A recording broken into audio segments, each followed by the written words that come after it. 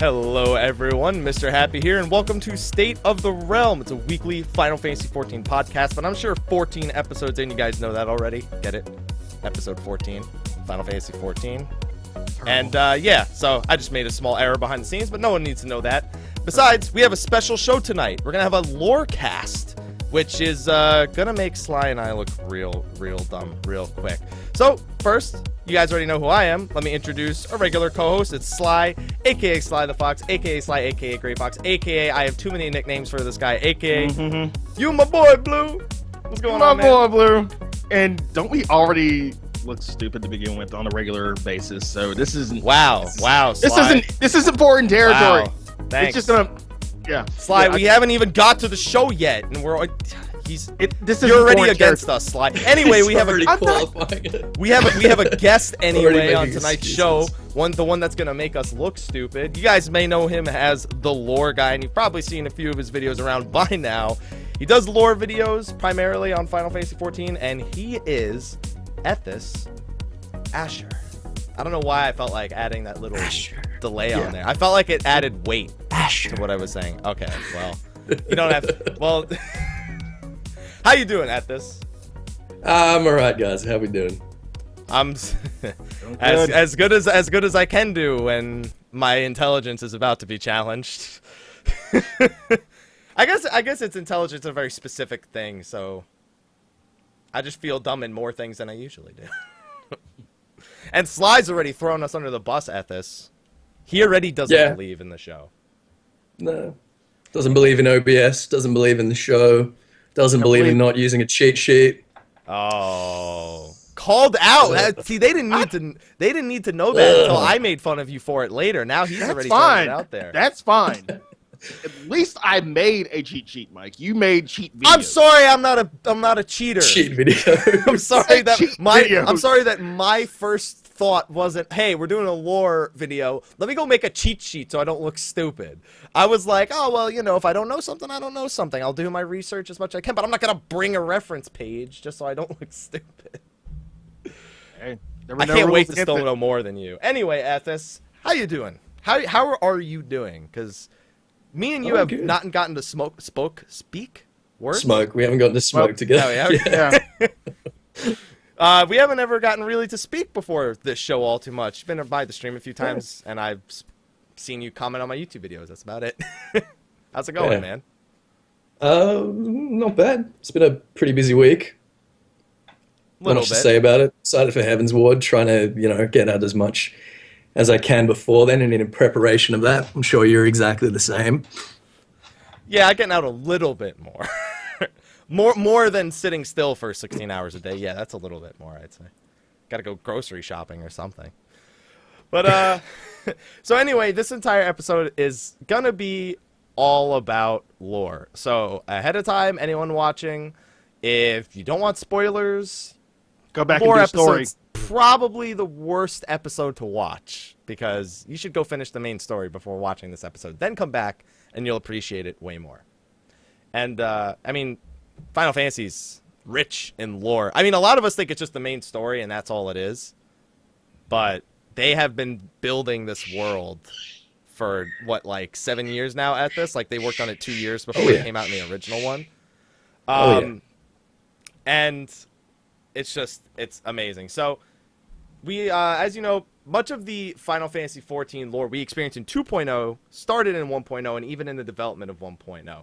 So, Ethys, what drew you into this game's lore in particular? Because there's games with tons of background story out there too, but what made you pick this one? It's an interesting question. Well, honestly, I didn't actually play 1.0. Saved yourself. So when I got a bunch of people saying, "Oh, Ethys, do some 1.0 videos, cover 1.0," I'm like, okay. And I went and watched a bunch of long plays and stuff like that for it. Honestly, the referential stuff in Final Fantasy is what fascinates me so much, and it's what a lot of my channel is about, taking this sort of, I guess, tangential learning approach. Whereas not only, I mean, as we know, we've got Moogles and Chocobos and stuff like that, which is referencing the previous Final Fantasy games and building upon that kind of internal lore. But we've also got all of these references to like medieval myth and Greek myth and ancient history and philosophy, and it's just from a literary standpoint, it's very rich even compared to the rest of the fantasy genre, and that's what I love about it, and that's really what got me super excited about it. I'm not gonna lie. Does anyone else just want to listen to him talk for the next hour and a half, as opposed to actually doing the show? Can we just do that instead? Because so I'm a bit husky today, guys. Actually, I've got a bit of a cold, so sorry about that. Damn. So this is him on a bad day, everyone. Yeah.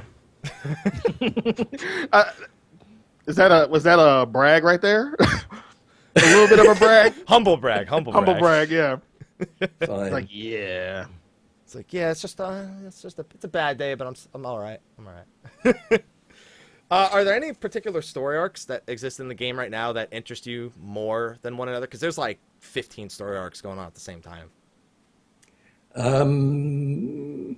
My favorite definitely is Coil, I gotta say, and the whole story of Bahamut and the dragons of Mericidia, and I think that we haven't seen the end of that, to be honest. Well, I think that if you haven't done Turn 13 yet. Yeah, I don't know. I think if you haven't done Turn 13 yet, you're probably going to want to at least watch through those cutscenes, because I think that there are some interesting connections between the Mericidians and the Dravanians, and furthermore the Allagans and the Garleans. Sly, you just finished Turn 13 not too long ago. Just did. So, you had to watch cutscenes like a million times over by now. Not a million. 999,999. 3. It was a ballpark. There's the first initial when you just get through Turn 13 and you're like too batshit excited for anything. Like, oh my god, I just want my final witness and I just want my Louisoix. I want my Wanda Louisoix. After that, go back, watch everything, and then for show's sake, go back and then watch everything again. So 3. 3 times? Damn. 3. And what did you think? What did you think of the way it kind of wrapped up? I think it left it too open-ended, in all honesty. I mean, it... Too open-ended? Yeah, I mean, sort of cliffhanger-y, if that's a word. I mean, hopefully we find out a little bit more. I mean, I feel like Alexander's going to kind of draw away from the lore behind Final Coil. I think, like, Alexander's going to take a front seat, which is fine. I'm perfectly happy about that because I want to know more about Alex because he's just that damn awesome. But yeah, I think it's going to get drowned out by Alexander in 3.0. What about the Summoner quest line? They're getting a new Bahamut-esque ability. Some people are curious about if Turn 13 is going to be required to do the new Summoner job quests, which I think we already know the answer to, but do you think that's where we're going to kind of learn more about the Mericidians and the Dravanians maybe a little bit more in the Summoner quest line? I was kind of, I mean, obviously they're not going to gate that with Turn 13. That would just be ridiculous. It would be kind of cool if they did from a lore perspective only. But yeah, definitely the Summoner is going to tie in a lot with that. Yeah, how do you feel about that, Happy? How do you feel about them getting these big nukes? I want them to get the big nukes. It's strange because with the Summoner quest line, it's always been beat Ifrit, then you can do the Ifrit quest, beat Titan. Yeah, exactly. Titan quest, beat Garuda. This obviously is not on the same page because you're not summoning an Eggy, but they've described the ability as a possession, which is strange. It's scary to think of Bahamut possessing a summoner and then still maintaining some level of control. Sly's over there like I got my spear. I'll take care of it. Eventually, one day, in the long distant future, I will do Summoner. But yeah, it's kind of odd to think of Bahamut sort of possessing you, quote unquote. That's the word. That's Yoshi P's words, not mine. So Or the translator's words, not mine. That's all I know. I don't know. Moving on. So, we're talking about some favorite points, I guess, kind of right here, some interesting points. So, why don't we all share, like, so far, like, one of our favorite moments in the game, whether it be, like, a main story or delivering Moogle quest for some reason or another. So, okay, let's each share a favorite point. Sly, you seem to not care about summoners, so I'll let you go first. I think one of my oh shit, what the fuck moments was Temterra Deepcroft. I forgot about that. I'm not gonna lie. Mm-hmm. Talking about the hard mode. Yes. I mean, because you get a little bit. I mean, there is lore in story mode in regular Temterra, and then once you get to hard mode, you get a whole bunch of notes left behind, and then the cutscene after you finish. That was kind of deep. Like, that was just deep. It was so eerie. It's not even funny. I hope they continue down that path. Like, I hope we find out a little bit more, but it's kind of hard when, she's haunting the city-states. We'll be fine. Did you know about that until before the Reddit post came out about that, Ethys? No, I didn't know until somebody posted on my edit video. I was like, what? And then I saw it on Reddit, and I was like, oh, damn. Because, I mean, Yoshi was saying after Temterra Hard Mode was released, what was that, 2.2? 3, I think? 2.1? 3, I think it's... I don't Yeah, I know, wanna say- man. It's I been wanna say it was 3. so long. Whenever it was. He was sort of saying that whether or not she returned would hinge largely upon her popularity and the sort of community reaction. So the fact that she started showing up again, I'd say, indicates to me pretty clearly that we've got plans for her. And I know the way I want it to go, but I don't think it's sort of sound speculation. I want to see an anima fight. I want Ed at the top half, and I want to veer the bottom half. Okay, I didn't see that coming, but that. So wait, it would be a Dia on the bottom, like down, like when we would. No, he wants a veer on the bottom. I want a veer on the bottom. Oh, veer. Yeah. Okay. Yeah. I thought you said her for a second. I was like, wait. Yeah, but yeah, I could kind of see that. Like, just a two-phase fight where you just fight the top half and then you just fight the bottom half before it goes through Oblivion. Happy, you were talking about an anima fight. I think in beta you were talking about how you wanted to see that. I wanted to see a ago. 24-man anima fight is what I wanted. Yeah. That's why I said you were talking about you were talking about how it would be difficult to have like that kind of two-phased fight. And when we got Kerberos and having that extra instance inside the belly, the first thing I thought of was that anima fight that you were sort of theory crafting. And I reckon that would be awesome. I reckon that would be, if they don't go in that direction for Edda, I'm going to be disappointed. I mean, I'm down, but it's gotta work. Just so you know, your camera froze a little bit. It's okay though. It's okay. We like your face this way. Am I pulling a good face? You're pulling a gorgeous face right now. Don't worry. If you want to fix it mid-show, I mean, it doesn't matter to me. You might just have to disable and re-enable the camera. It might mess with things temporarily, but that would be fine. I have this trouble with Skype all the time. Besides, your picture that would replace it is great anyway, so it doesn't matter. Let's see if that did anything. I love that picture so much. So classy. Oh, Skype, you're a beautiful, beautiful creature. All right. There we go. Hey. Hello. Hey, we did it. World first. Imagine I got stuck again with you doing that. That would have been beautiful.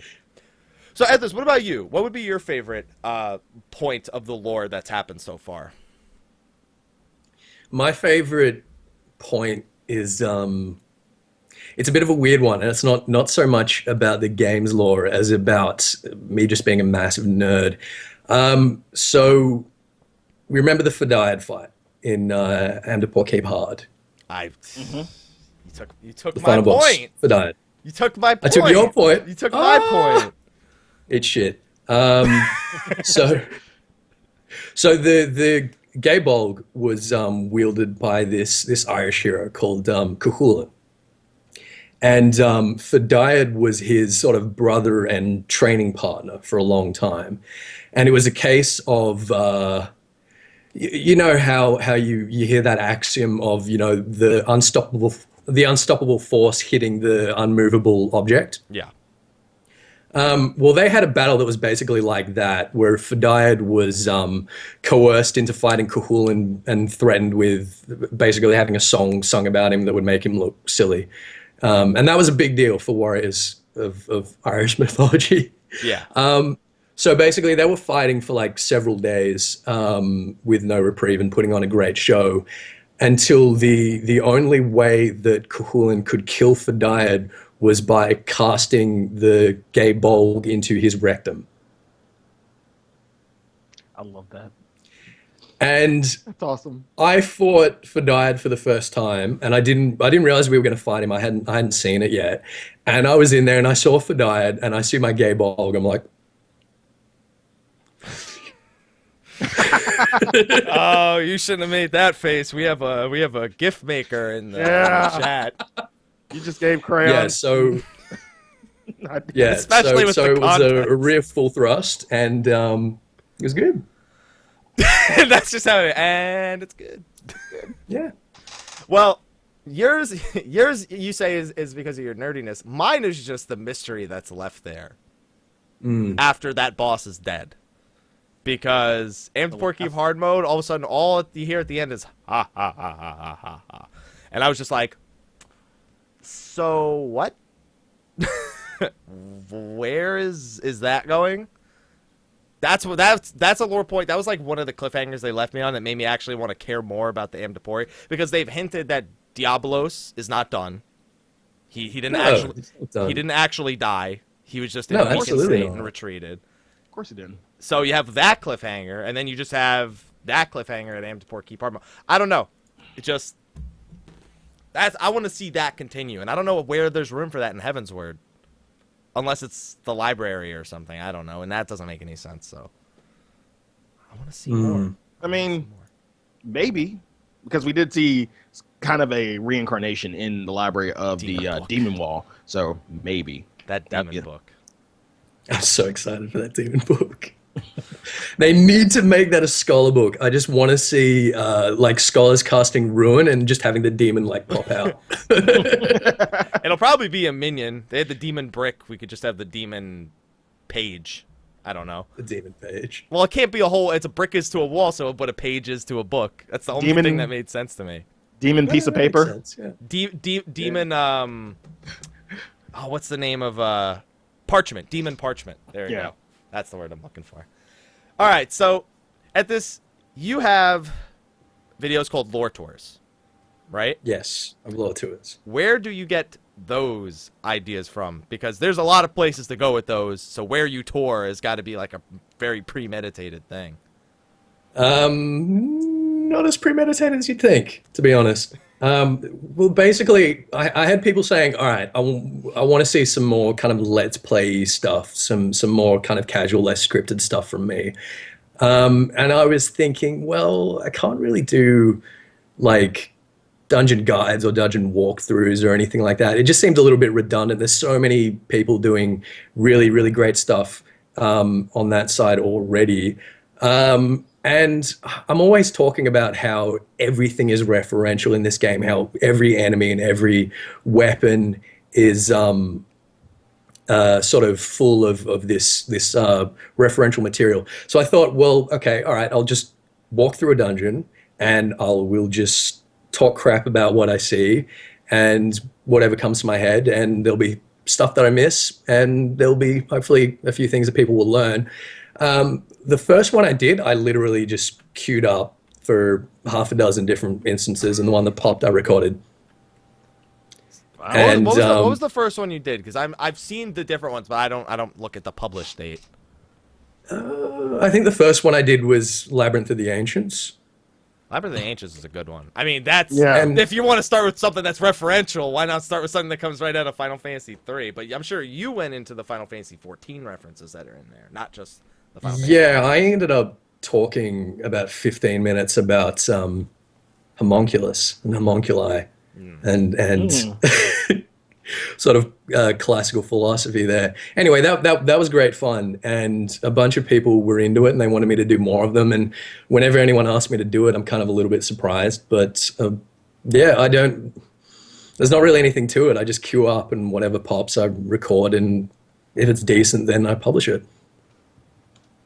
That's good. It's hard doing that unscripted stuff. People. Yeah. People Oh don't- yeah, and people don't I'm sure about you'd that. know that for every unscripted video that you put out, well, it's probably different for you, but for me anyway, for every unscripted video that I put out, there's like another 2 that I'm just like, Nope. nope. No way. It is a lot like that. So you're looking through Labyrinth of the Ancients and you start thinking homunculi. Yeah. And Sly is over there thinking Full Metal Alchemist. But I could see the look on his face when he said homunculi because he smiled a little bit. Yeah. He's thinking That's where I went. Yep. That's right where I went. I knew it. Besides all the 3 references, yeah. Yeah, no, just the homunculi is the only thing that matters in this point. So you're obviously paying attention to stuff that pretty much all of us don't look through when we're just trying to hope that our group doesn't wipe the bone dragon. So, so what are these things that you think you see that other people don't notice? The homunculi could be one thing, but something else, maybe another example. Maybe some real world connections or history connections. Yeah, honestly, it's all that.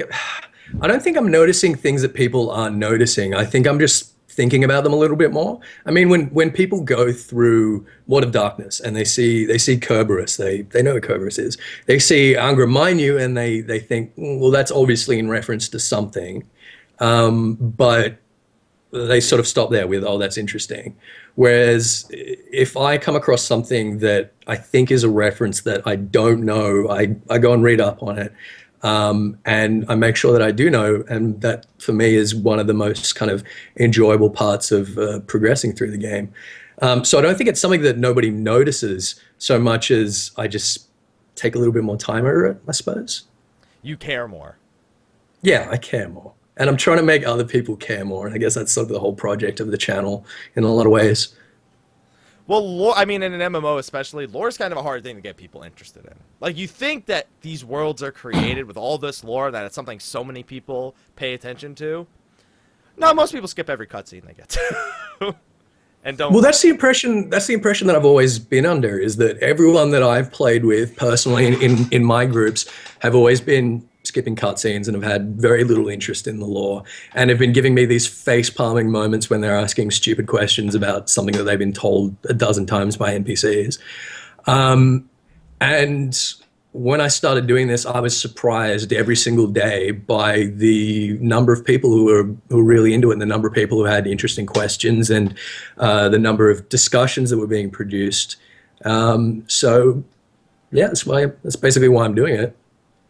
No better reason, because people Yeah. enjoy it. Yeah. I think Sly and I kind of understand that, doing things just because people enjoy it. Yeah. Yeah. I know Sly Well- does so much for his viewers whenever he's streaming. Yeah. Oh, God. That 24-hour stream, Sly. I'm sorry, this is going way off topic, guys, but if anyone didn't check it out, Sly did a 24-hour stream recently, and I dropped in a couple of times, and I came into the 23rd hour, and you looked as fresh as you did in like the second. And I get to the end of raid night. I get to the end of like a 2-hour raid night, and I'm just like, oh, guys, wrap it up. Oh, I need a drink. So that was awesome. That was really cool. Thanks. I was fueled by beer. Beer makes me sleepy. Anyway, we're getting off topic. Yes, very. Beer makes me sleepy. That's all you need to know. All right, so there are things that you notice that other people just don't care to notice. Now, we've talked about dungeons. We've talked about quests kind of a little bit. The sightseeing log. God. So, see, Ethys is already done. You are both making the exact same face right now. You gotta wait till a certain freaking time of fucking day. Outside of what the sightseeing log is and how like lame it is to a lot of people, it actually attempts to create lore. Like there is every single entry has a lore entry. It explains the area and its history and all of that. But that's not what I pay attention to. I pay attention to the fact that I gotta sit there for about, however many like minutes in Eorzean time or minutes in real time just to wait for like certain weather or a certain time of day, or you got to get in perfect position just to actually be on the Vista. And yeah, that overshadows the lore, and I hate that. So Sly, what I'm understanding is you love fishing. Because all the fish have lore, too. It's the same exact thing. So, Ethys, have you done any of the sightseeing log? Do you know any of the entries? My experience with the sightseeing log when it first came out was, I think you covered like the first 10 or 20 in a video, and I was like, oh, awesome. Now I don't have to do the sightseeing log because Happy's going to do it. And then you didn't do another 60. one. I got to 60. I did all the way up to 60. All right, yeah. And then you stopped at a point, and I was like, oh, fuck, now I'm going to have to fucking... So I did the sightseeing log, and it was awesome. Like you say, all the lore entries are really great. Anyone who hasn't done it, and if you don't want to do it, just go and look at one of the wikis for all the lore entries, because you will learn some really interesting stuff there. So everybody watching, because I know none of you want to do it, that's your solution. Yeah, that's your homework. Go and watch the wiki. I'll give you an example right now. So. We've been seeing all of these shots from the Sea of Clouds of all these ruins that are up there. And a lot of people have been thinking, all right, who else has been up there? Who else built that? Well, I can draw your attention to the sightseeing log for the floating city of Nim.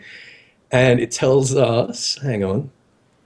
So the accepted theory as to how the city was torn from the realm involves the over-aspecting of corrupted wind crystals. So... what I infer from that is that those ruins we're seeing up there are the remnants of the city of Nim. And I'll be surprised if they're not. And I wouldn't have known that without the sightseeing log. I wouldn't have speculated that. See? Do the sightseeing log, everyone. And do the sightseeing log. I imagine with how quickly he had that information available, that he has a board up of just like, how people try to figure out crime? Where they like have the lines drawn, like he just has a whole board of post-it notes. Yeah, just up here. And pictures, and in the center is just Minfilia. So it's like an FBI board. The center is Urian J, mate. There you go. Urian J is where it's at. So do your sightseeing logs. Just pretend there's no wiki. What about the crafted quest, the gathering quests? Because I actually haven't paid any attention to those. And apparently there's supposed to actually be lore with those. A little bit. You mean just the 1 to 50s? Well, I mean also looking forward, because there's supposed to be a lot more lore with the crafting and gathering going into the expansion with these whole talisman quests where you're able to, you have to discover the lore of a zone in order to find out where the mining points are, the gathering points are. What could we learn about, let's assume that is the floating city of Nim and the remnants. What can we learn about that through things like that? The ores they use, the plants they use, the medicines they use, any of that stuff? And how it may have affected them in their civilization. We know, I definitely am expecting to see stuff like that in flavor text from Gathering. I mean, we already have Gathering stuff that tells us about Mericidia, like we know certain fish are native to Mericidia and certain plants are native to Mericidia, and we can infer stuff from that. I'm not going to actually go too far into that because that's going to be in your quiz later. Damn it! I was so hoping to squeeze something out of him by accident, and for him to just cover his mouth like shit. But yeah, definitely. It's what started to get me through Gathering. I'm not going to say get me into Gathering because everyone has to do Gathering at some point, I suppose. But when I started doing it and I started reading all the flavor text, I was pretty impressed. I absolutely love it how we're not just given exposition. We're not just given here's the lore, there it is. You have to go looking for it. You have to be interested in it. And yeah, lore junkies definitely do crafting and gathering, and that's definitely something to look forward to. All right, well, what about gear or armor in terms of lore? Because everything's referential. So you've already spoke about the Gaybolg a little bit. There's got to be something else in there. Because you also have Eorzean Armoire as another set. So we're just covering all of your series here pretty much, and your favorites and your thoughts on them.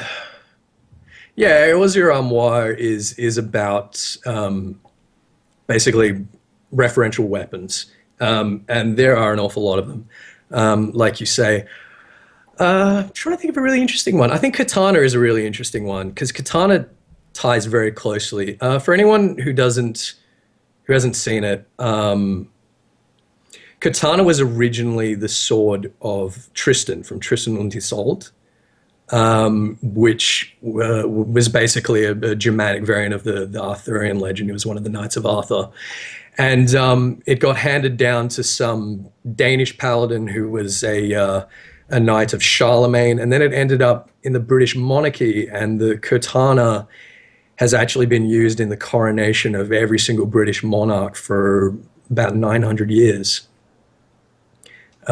which is pretty fascinating. And among Charlemagne's knights, it had two forged brothers, which we also know are in Final Fantasy XIV, called Joyeuse and Durendal. And I was originally expecting the Dark Knight relic to be one of those two, just based on that reference. And I think it was, what was it, the Little Ladies' Day? We got the giant dolls. I'm not going to to lie, I didn't pay attention at all to Little Ladies' Day. Not one bit. All right, so for the latest Little Ladies' Day, we got 3 dolls of the 3 paladins with reconstructions of Katana, Joyeuse, and Durendal. So we know that they're literally just carbon copies of Katana now. But it does tie in very literally, and a lot of the weapons in the game do that. So wait, isn't Katana, Joyeuse, and Durendal the 3 swords when Ul'dah was initially founded? The swords of the Sultan swords. Yeah, the first Sultan Sworn. Yeah. See, I know stuff. I'm not as worried as you. Sly. I didn't need a cheat sheet for that.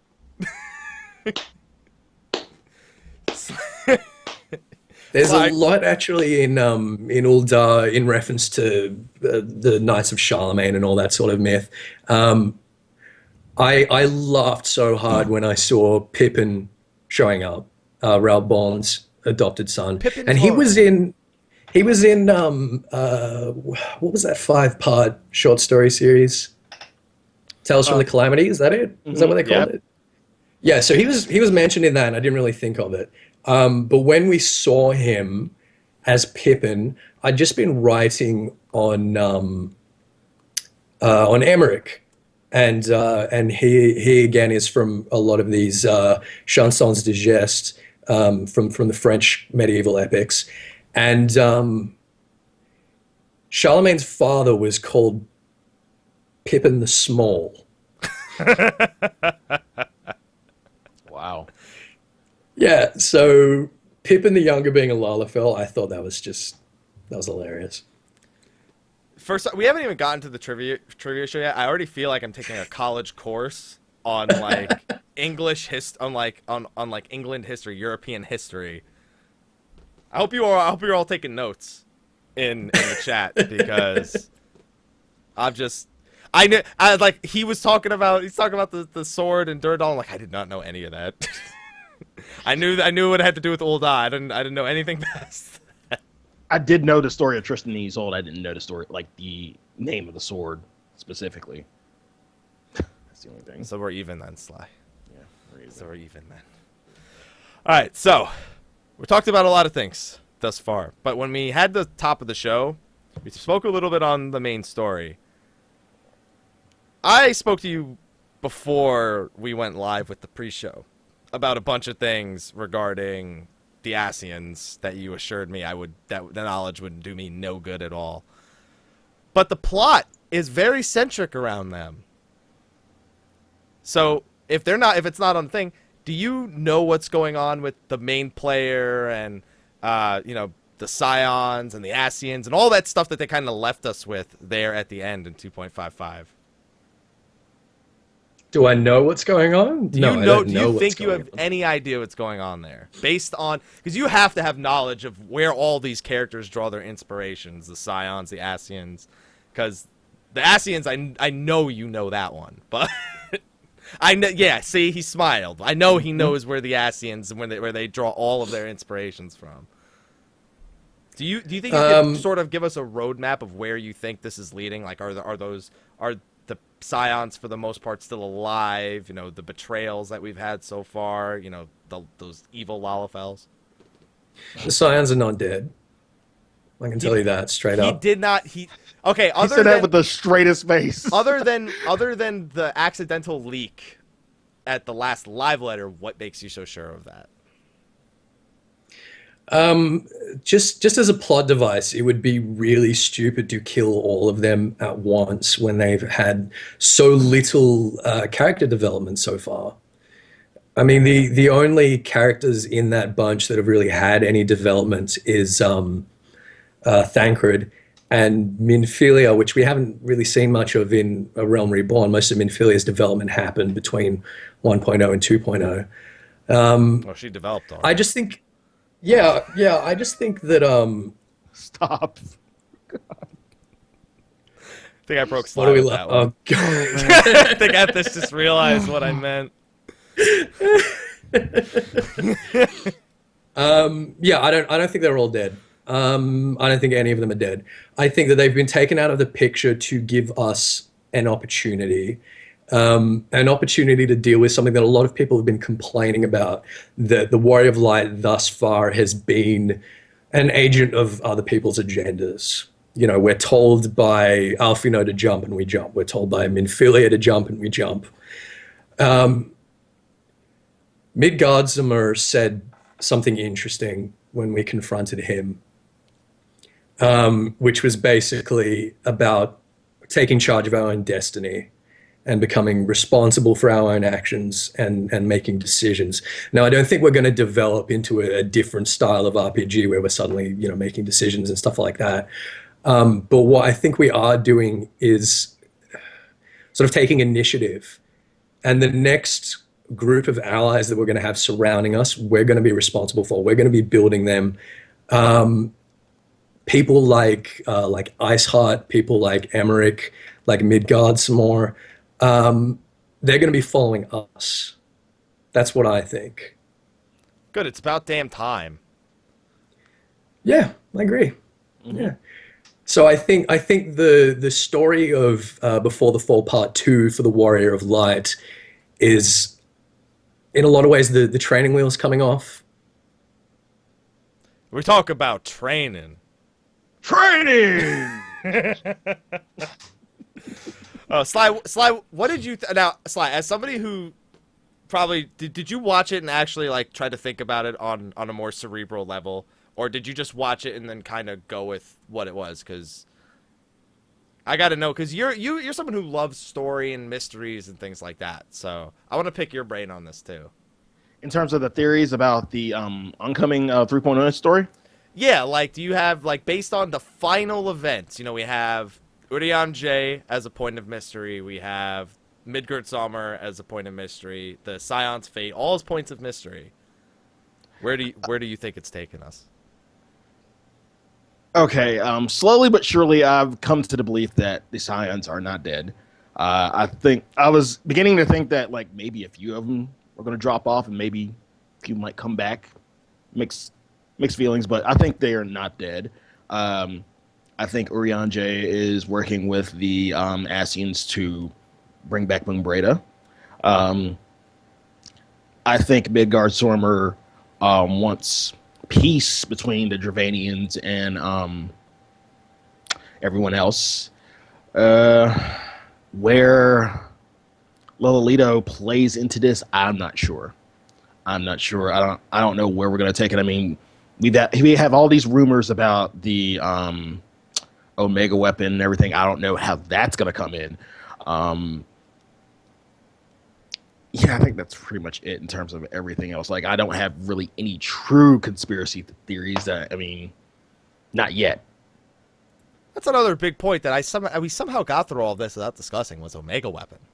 Yeah. Like, where is that going to come into play? How is that going to come into play? Well, so what I know about Omega Weapon is he's generally opposite to Shinryu, who is a dragon that can travel interdimensionally.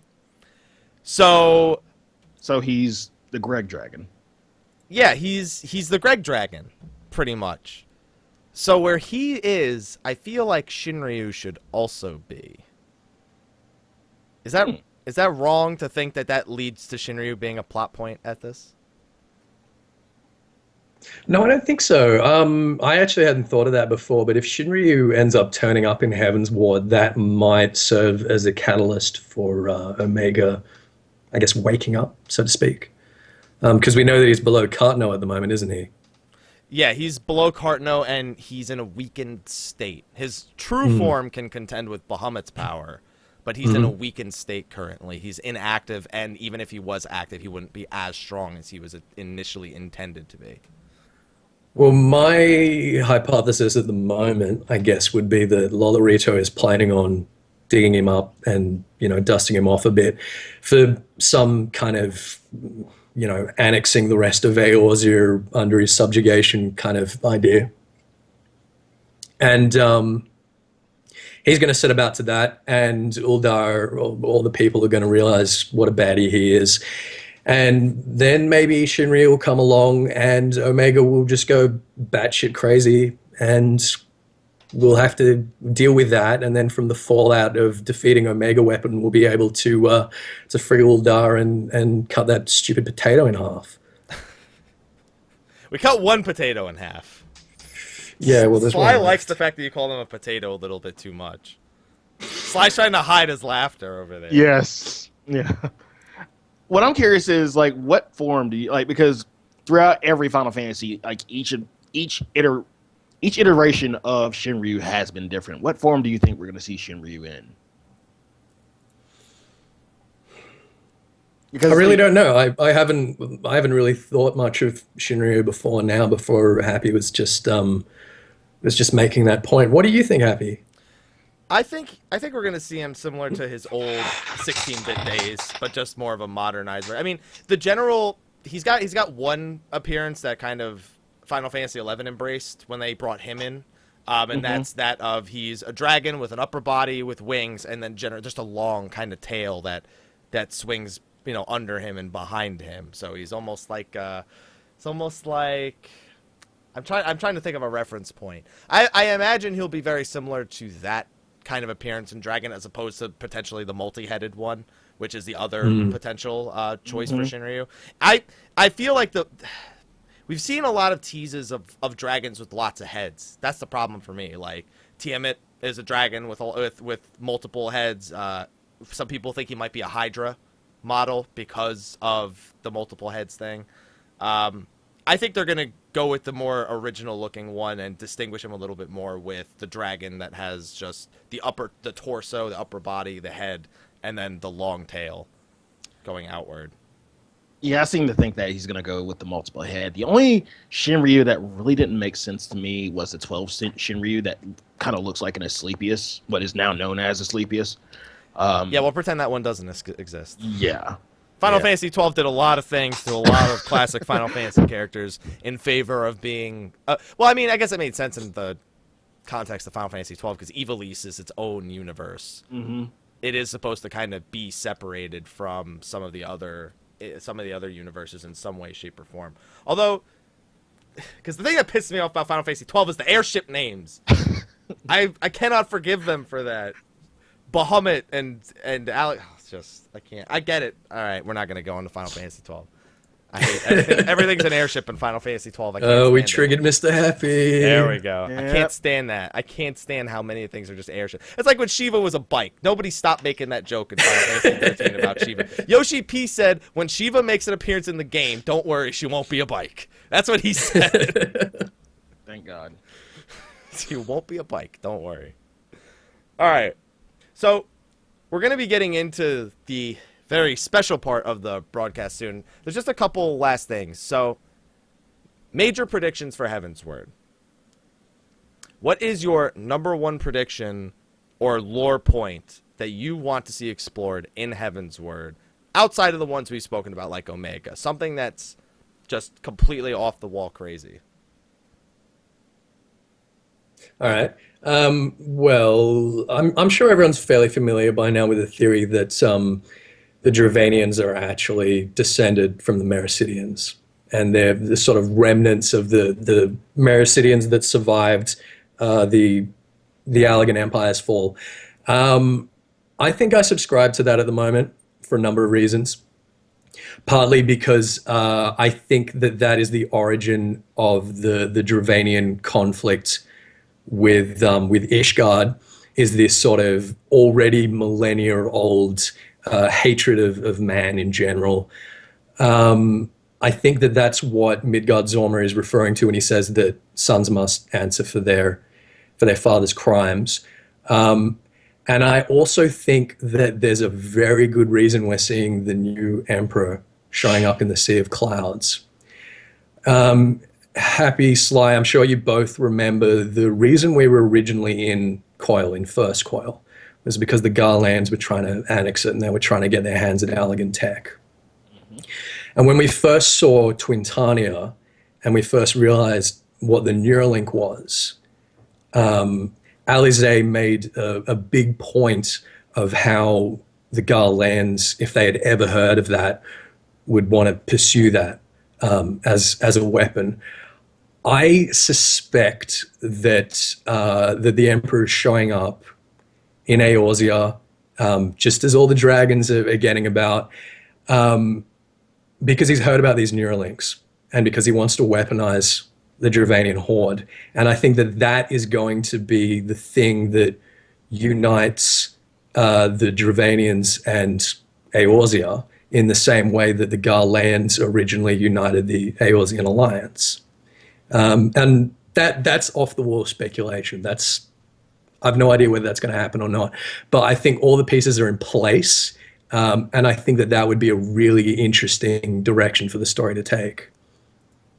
Well, you got somebody in the chat who's supporting you. Maybe they were trying to do that to Midgard-Sommer. Someone's saying that's why, picking up the remnants. Yeah, that's what I was suspecting at the time. Yeah. Because that was a very well-established research post. They weren't just like taking scrap metal. Yeah, no, if they were just taking scrap metal, they would have been in and out. They wouldn't still be there, 5 years later? Yeah. Yeah. Sly, what about you?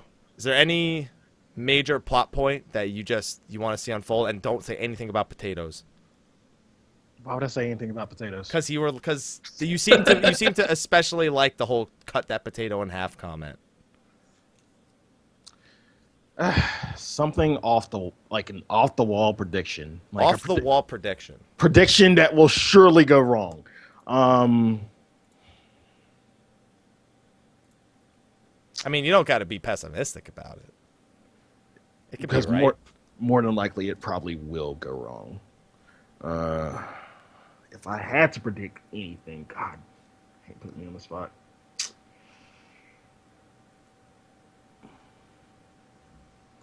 And my prediction is going to be so simple. It's not going to be as deep as Ethys is, but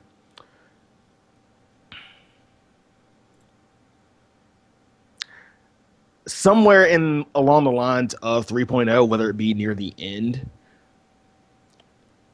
eventually, we almost lost her, but I think eventually Nymphilia will give herself up for the greater good. Even let's say even though we already seen saw a bit of a teaser in the last live letter, I think eventually later down the line in 3.0, Nymphilia will give herself up for the greater good.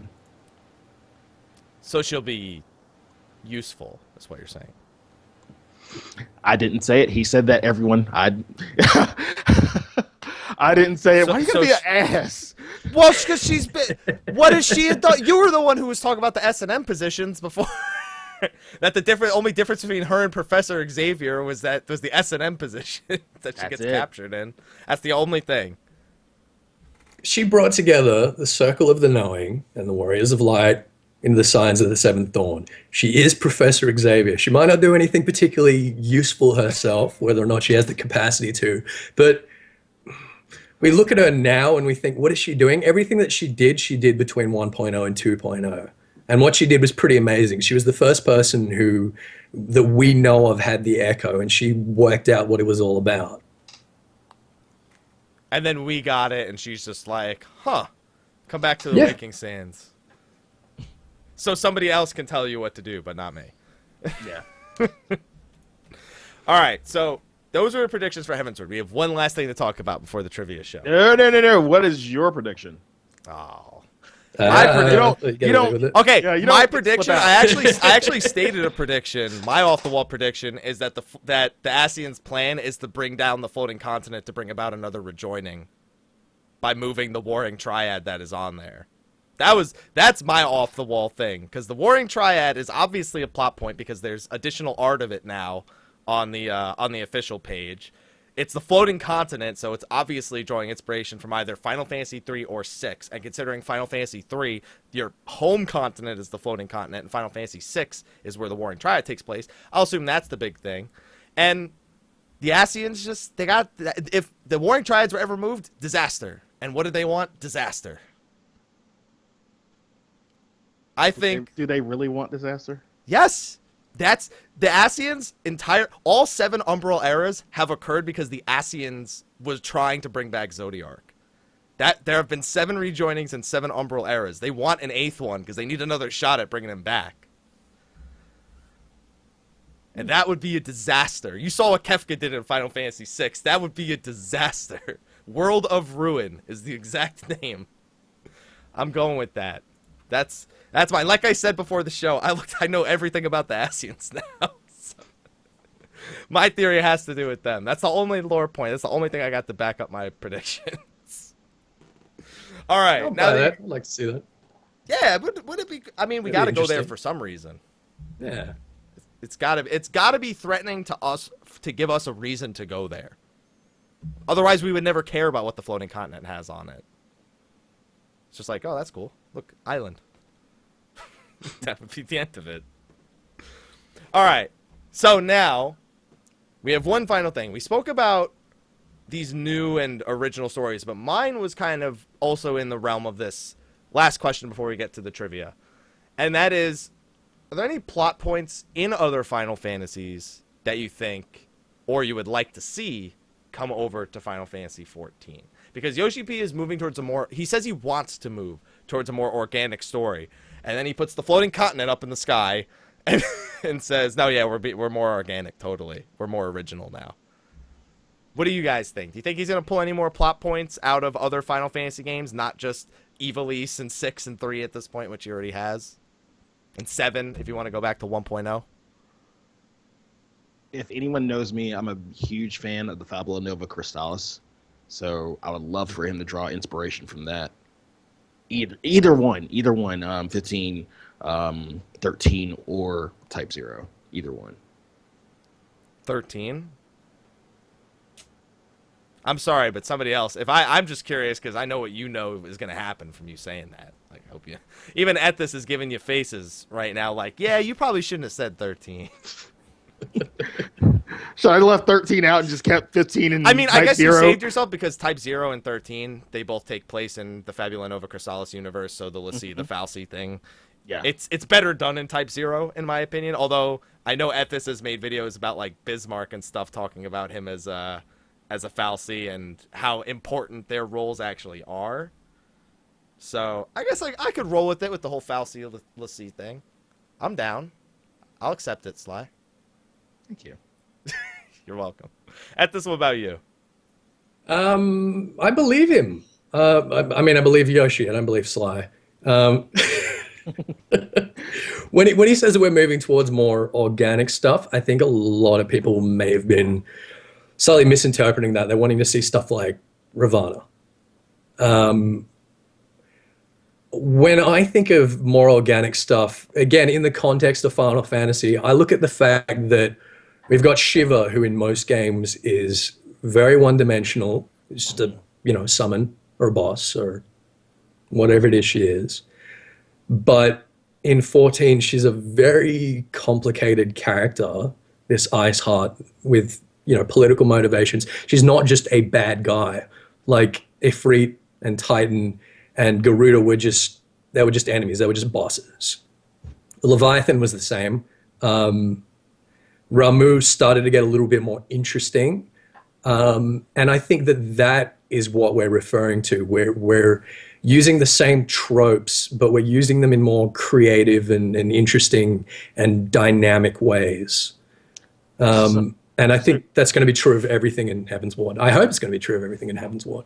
So you're saying primals with personalities, basically, not just like, I'm here, just kill me, whatnot. Just primals will have more of a part in the story. Yeah, but I'll also extend that to the dragons. I mean, it's already obvious that the dragons are far more complicated than the sort of antagonists that the Ishgardians think they are. And I'd also extend that to things like the floating continent. I think that they're going to start to be used in more interesting and complicated ways that you wouldn't really be able to flesh out in a classic Final Fantasy game with the fairly limited sort of, you know, memory that you have. Yeah, that's what I think. Nothing specific from any other game, but yeah. Just so, even if they still draw inspirations from the other games, which they obviously will, they'll Crystal Tower it, is what you're saying to me. Like Crystal Tower, even though it, you know, you'd say, oh, you know, this storyline is mostly pulled directly from Final Fantasy III. The entire instance is dedicated to Final Fantasy III. That didn't stop them from making it Final Fantasy's own story. And you could have believed exactly that this was the first time the Crystal Tower had appeared in the series. Yeah, definitely. I guess that's okay. As long as I don't have to fight Sephiroth, I guess I'm okay with it. You already have. Nail Van Darnus is Sephiroth. Yeah, I don't see that. It's things like that, like, that bother me. Like, there's a 1.0 cutscene where Nail Van Darnus is walking through fire, and I'm like, oh my god, are you kidding? And he's bringing down Meteor, and this tried to summon Holy to stop. Like, it's literally all of 1.0 was just Final Fantasy VII. To be fair, Gaius got the walking through fire as well. Yes, he did. I don't know why they keep doing that, but I think Nero's was way more like, it was so obvious that it was him. It was so obvious Nero's was literally a recreation of Sephiroth's Nail. I don't know why I keep saying Nero. That guy's got his own story. Nail. Yeah, he was just straight up Sephiroth. Yeah. So was Ultron. So was Ultron. That's true. I mean, see, Ultron's more like me with the floating continent, because I think he wants to bring it down. Anyway. All right, so sorry, I just read something in our show notes that made me laugh at this. I think you'll see it if you just look at the bottom. I think it has to do with the whole developed statement. Outstanding. All right, so for those of you who weren't here for the pre-show or haven't been paying attention to social media, we have a special show planned for you guys. So this is the first half of the show. If you give me just a minute, we will begin the second half of the show, which, you know what, I'm just not going to say anything else at this. I'm going to switch to our planned presentation, and why don't you take us into the remainder of the show, this is the part where Sly and I look stupid. What do you guys say? I've got your beautiful image on the screen right now. So how about you start the show for real at this? All right, I'll give you the preamble, shall I? Explain the image. Please. Okay, so we're going to start this like an Ethys video, if anyone's familiar with the way I start videos in my very kind of scripted manner. So, it has been held as one of the most closely guarded secrets of the Calamity, but the Tupsamati was not the only relic of Archon Levelio recovered from Cartano. From that historic battle with the Elder Primal as he transcended from his mortal form and launched into the sky, Louis Suar's Sublagar was blasted into the crater left behind. Having for so long cupped his loins without soap or reprieve, his spirit bond with these undergarments was strong, and the quantity of ether they had absorbed from the impact of battle was immense.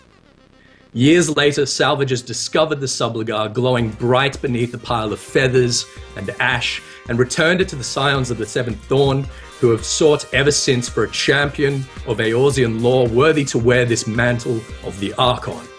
And so they have conceived the very greatest contest of wisdom and wit. This is Eorzea. Yeah, it's Eorzea. I wrote it down as Eorzea for some reason. It was so hard to keep it together while you were doing that, because I have jazzy friggin' game show music playing. I have the shining subligar on the screen. And I just have to stare at him like this on my screen. He just, oh my God. So you can, you guys can thank Ethys for that one, because that's just the most incredible thing. I'm sorry anyone who's gonna just be listening to this, because you should go watch the video version immediately. Yes, please. To see what you missed. So Ethys, why don't you explain to everyone what Eorzea is? All right, so we got a trivia game show. You guys are going to have, I think it's about 8 questions each. We're going to go one in turn. So, Slyh, you'll start, and if you cannot answer, thank God. If you cannot answer, then we'll move on to Mr. Happy, and we'll continue like that. Each question will be worth. Can we do the whole Super Bowl thing where we flip a coin to go see who goes first? Do you have a coin? Do you want to flip a coin? Sly's got coins. You got a coin, Slyh? Give me 1 second. He's making sure it has 2 heads, so before he calls heads, he knows he can win. No, I'm not. He just realized that his cheat sheet's in his wallet. No. I have a coin. All right, okay. Heads for Happy. Come on, Two-Face, show us. It's just a penny. God damn it. Damn it, dropped it. He doesn't want us to see the other side. All right, heads. Tails. It is a... Okay. All right. Heads for Happy, tails for me. Yeah. Sly tails. Foxes have tails. God damn it. I told you were first. You should have said. You should have said. Well, whoever it lands on gets to pick who goes first. Yeah. It's too late for you, Sly. Too late for that. So it's going to be 1 point per question until we get to the lightning round. You're going to have 1 lightning round each. And right, so for the lightning round, we're going to have 3 points if you get more than half correct. If you get them all correct, you'll get 10 points. Oh, Jesus Christ. So the lightning round's going to be pretty clench. Okay, are you ready, Sly, for the first question? Hell no, but go ahead. All right, so it is generally accepted that the War of the Magi was a primary catalyst for the 6th Umbral Calamity. What was this calamity and who instigated it?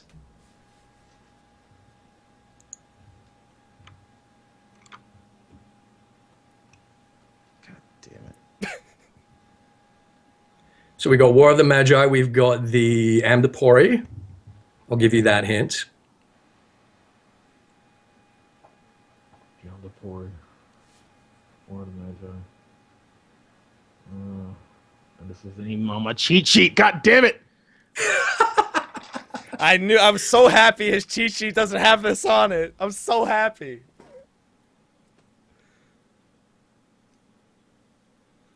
I'll pass. I'll pass on it. Happy? The sixth Umbral era was the Great Flood that damaged Eorzea. It followed the element of water and was likely caused by the abuse of magic from the white mages. Slyh does not look happy that I knew that. I'm going to give you a point for that. So who actually caused the flood? We know that it was a response to the abuse of the white mages of Amdapori. But do we know who actually caused it? The actual cause? Well, I could go back a step further with it. Because, I mean, I know who it actually caused it, but I don't think you're asking me the question that I think you're asking me. Let's see, a great flood. This I don't think I actually know. Was it? I think I have it somewhere here. He's got them, so I have them too. Yes. I have them too. Let's see.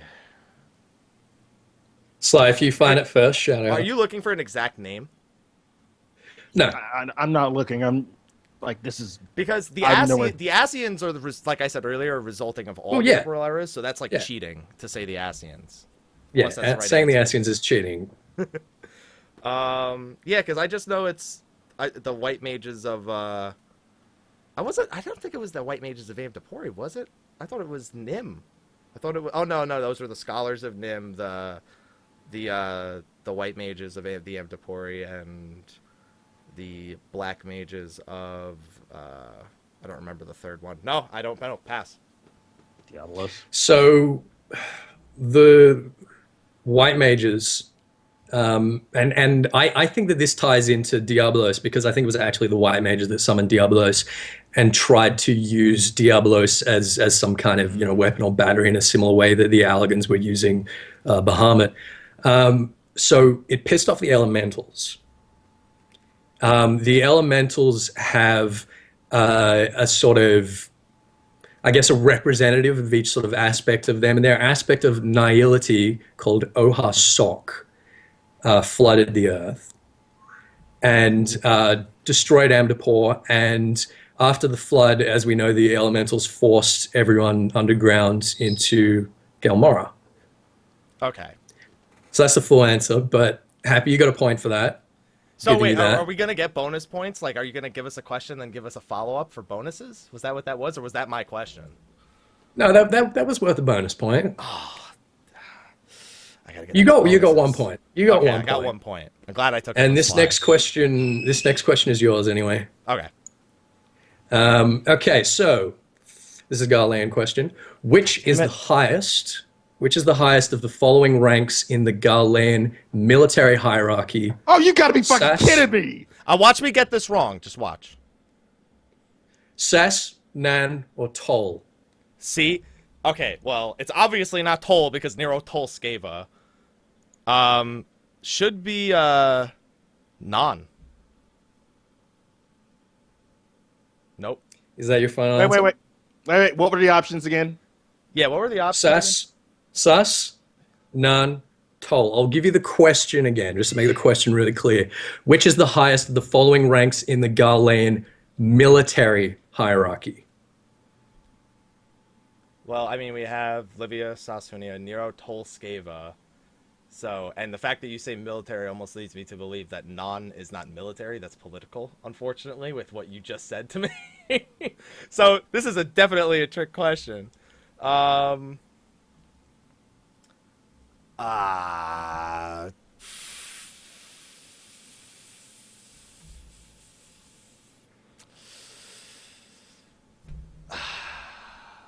Use your words, Happy. Yeah, because here's the thing. I know Salas Zos Galvis. Zos, unless you mean Zos and not Livius Sauce. Is it SAS or Zio SAS. SAS. Okay. Good. Okay, I needed to clear that up. I'm just gonna go with non. Final answer. Final answer? Final answer. Can I answer? Yeah, you can answer. Okay. You can answer, Sly. I'll give the full, because I think I do remember this. ZOS Zos is the Emperor, correct? Yes. Okay. Nero, Toll, Skeva. Sas and Toll are pretty much the same rank. It's just that Toll is higher than Sas, correct? And what's Nan? Nan is the lowest ranking. Okay, you're absolutely right. Toll is a higher ranking I was gonna go with Toll too, but I was like, Sas. I don't know the last one, so. Here's the thing: everyone sees Livia sort of Sas talking Juniors. down on Nero, Yeah. and presumes that she's a higher rank. But the implication is that there's a romantic connection between her and Gaius, and Nero being Gaius's bitch is her bitch by extension. But Toll is actually the higher of the two ranks. Nan designates a Minister of Industry. So we had Sidnan Garland. So that is going to be 2 points for Sly. Boom! Yeah, he got the full explanation. That's only fair. You got the full explanation. I shouldn't have banked on the one I didn't know anything about. Have you ever looked at a multiple choice and been like, well, I know these two, but this third one I don't know, so it's got to be the answer. That's pretty much where I went. I just don't know. I just don't remember Road- the other two rankings. What are the other two rankings? The other two rankings Yeah, because there are, below the Legatus. because I know Zos is the emperor. I know Tol, Sas, and Nan. There were 2 or 3 more, I think. I'm not sure. We've just got the Centurions and stuff like that below them, as far as I know. So just all of those Roman designations that we're already quite familiar with. Sorry, Riven wrote in the chat. I'll just address this really quickly. Nero mentioned Frumentarium. Frumentarium is basically the secret service of the Garlean military. Just to put that one out there. That wasn't mentioned again, you're right. But that's my inference. Okay, next question is for Sly, Okay. I think. Yeah, Yes? Slides. Okay, Yes. Sly. Why do so many Lalafels alliterate their speech? There's a very specific cultural reason for it.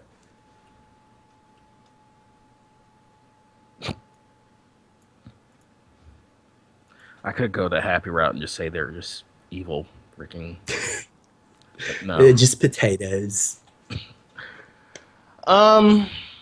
Very specific reason for Lalafels alliterating their speech. Damn.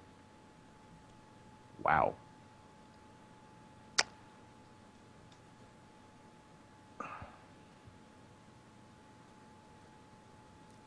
I don't think it has to do with their region of origin. Yeah, I don't know. Happy?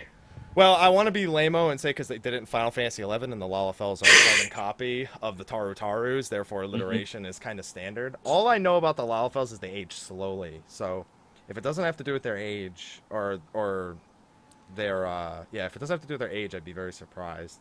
I doubt it has to do with the size of their lungs because they're very small. But it's a very specific thing.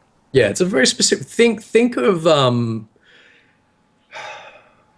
try to give you a hint without giving it away. Think of how a cultural group on Earth might alliterate or might rhyme their speech, and a reason that they might be doing that. There's only 2 things I could think of. One would be so that they can understand each other more specifically without the other cultures necessarily recognizing what they're trying to say. But the way Lalafels use their alliteration is like it's not useful alliteration. It's just like they just do it, and it doesn't actually, to me, it doesn't feel like it's fulfilling an extra point of context. The only other reason would be because the parents did it, and they just kind of picked it up over decades. I'm gonna go with, because I don't have a better answer, to have conversations around other cultures without them sort of figuring out everything that they're trying to say. That's the best I got based on your hint. That's an interesting guess. So Valiant in the chat gets the point for that one. I'm trying really hard not to look at the chat because I know with how long we're taking to answer this that I could just look at the chat and get the answer. Right. So for the longest time, Lalafels, they were nomadic people, and they passed their history down through oral tradition. So they would alliterate in the same way that we have epic poems and stuff like that are in sort of rhyming stanzas and such. And you're actually closer when you said because their parents did, because they're obviously not nomadic anymore.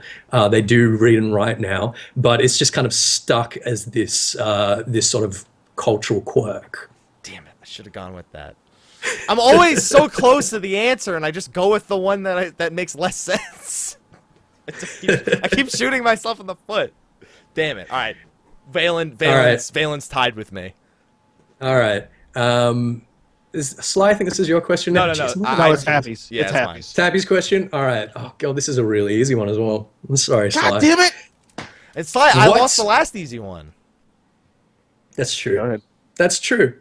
Go ahead. What is the name of the current Emperor of Garlemald? Oh God, really? Current emperor? So The current Emperor. So you mean that the uncle or whatever his name? Don't give him that hint. one- No. The one that is currently the Emperor The one that is going into Heavensward. currently the emperor. See, I actually am trying to remember because I don't 100% remember. Is the one we saw in the cutscene. Yeah, I know which one it is. Yeah. It's been a long time since I've had to say his name, and so I feel really bad that I may or may not actually remember his name.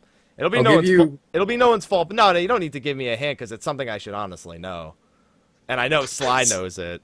Damn straight I do. Yeah, it's something that's definitely slipped my mind over the past few months because I haven't had to say his name in a long time. I also don't have it handy. I only know that his last I don't even think I know his last name. I just know the old emperor's name off the top of my head because I had to say that one a lot. It's the same last name. Yeah, I know it's the same last name. It's also SOZ. It's just the first part of the name that slips my mind because I always used to say Salus, and that's the old emperor.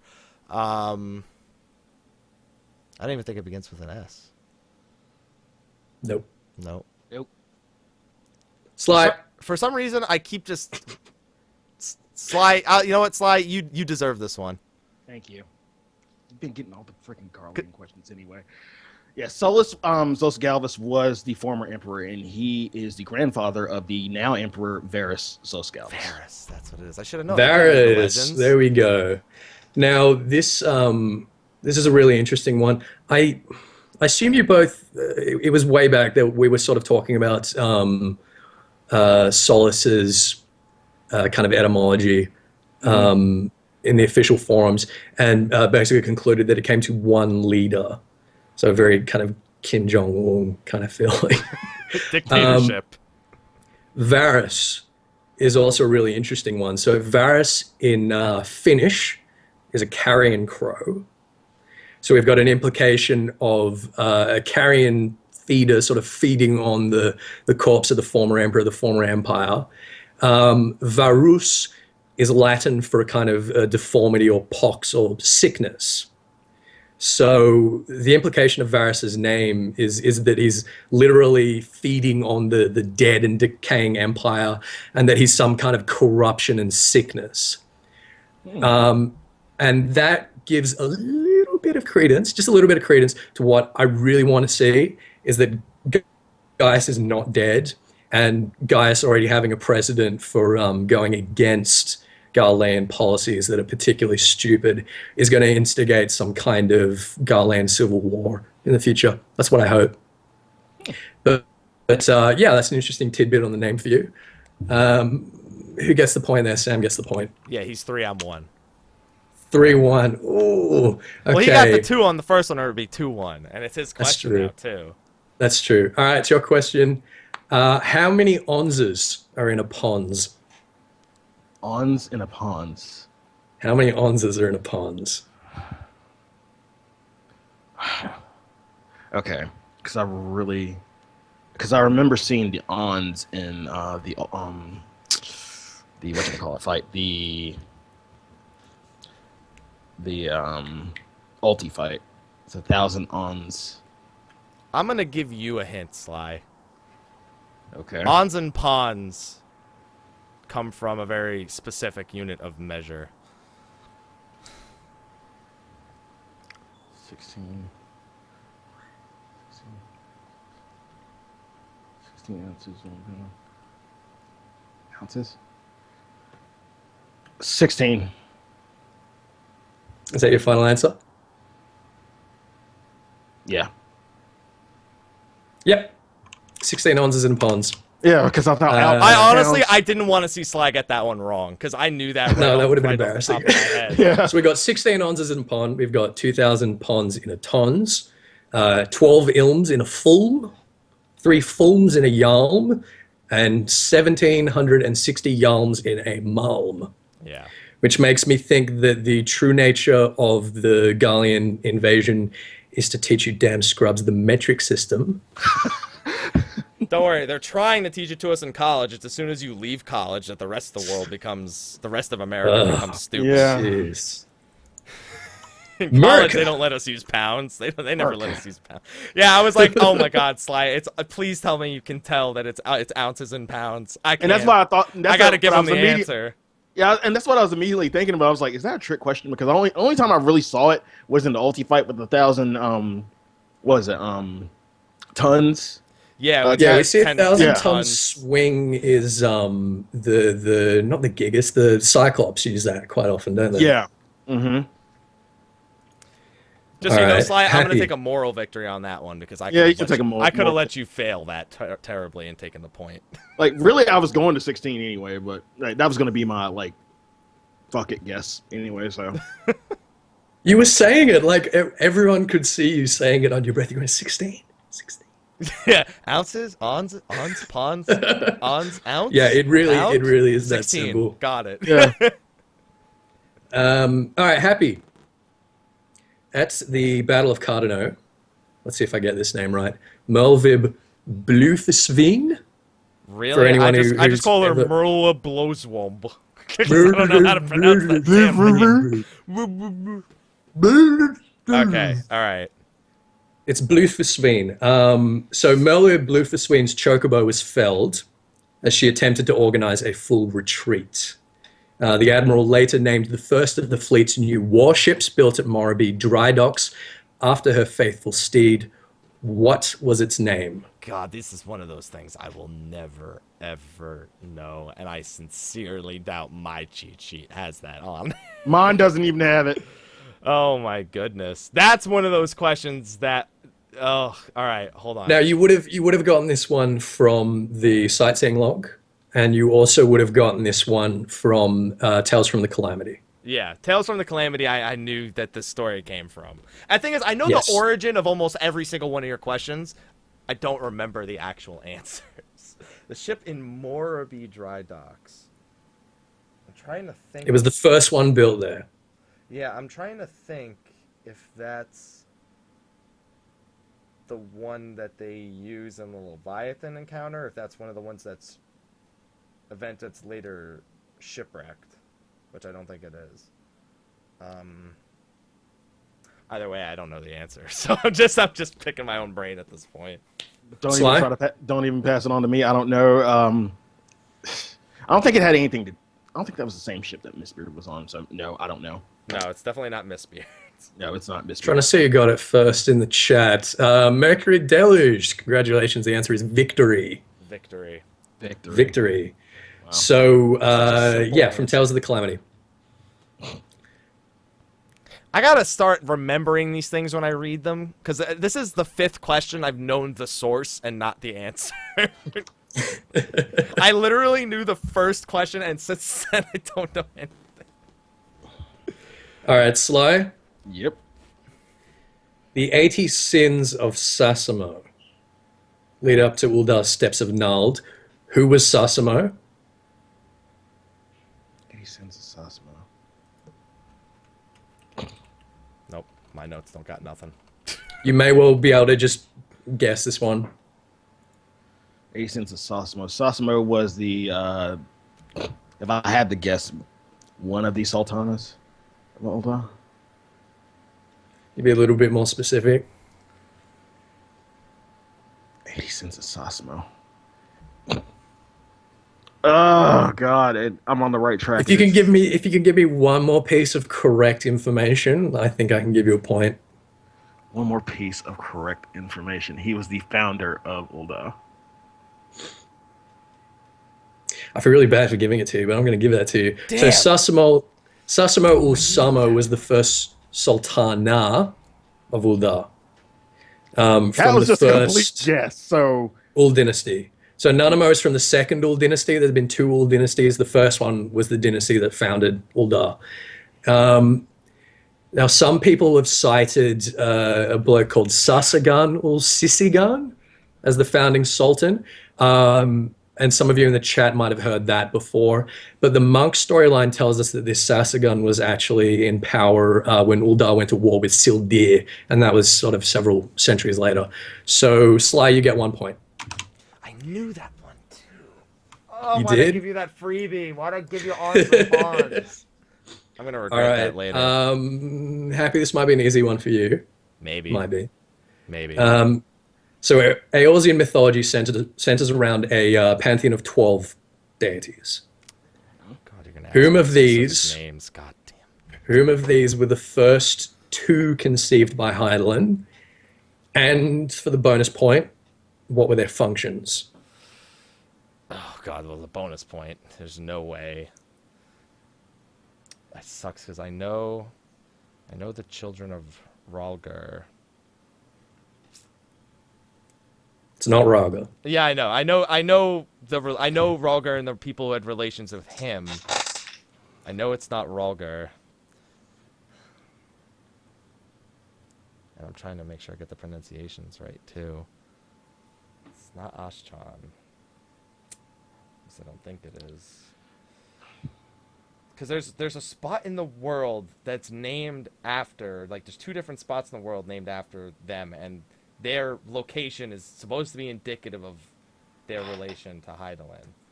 I only know 3 of the 12, so like this is gonna be a total shot in the dark if I actually. Another hint for this one, it was also mentioned during the monk job quests by Eric. And last week I was going to do a video on the monk job quest too, and I didn't do it. That's the worst part. I was like, nah, let me do it on the floating continent instead. Banking all my... Damn it for there being no Ascian questions. Guys, I know everything about. There's no questions. That's the only reason I even knew the 6th Umbral one. Studied the wrong subject. I'm going to go with... See, I can't even remember the right pronunciation of it now. I'm going to go with Naldal and...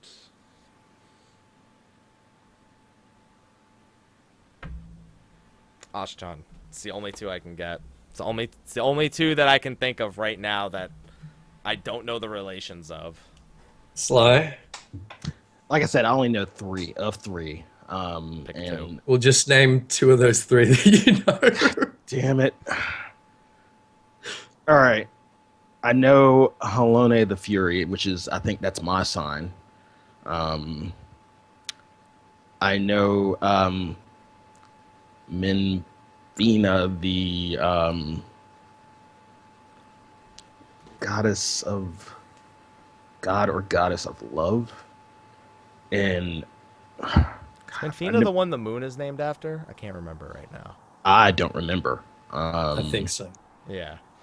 I know of Nofika. I know of Nofika now. You only asked for 2. Yeah. All right, well, out of the 3 that you've named, you haven't gotten 1 out of the 2. And neither did Happy. No, I didn't God. think so. Yeah, I didn't So- think Naldthal and Ascian were right, but they're the only 2 I couldn't remember. Okay. Yes, I don't know.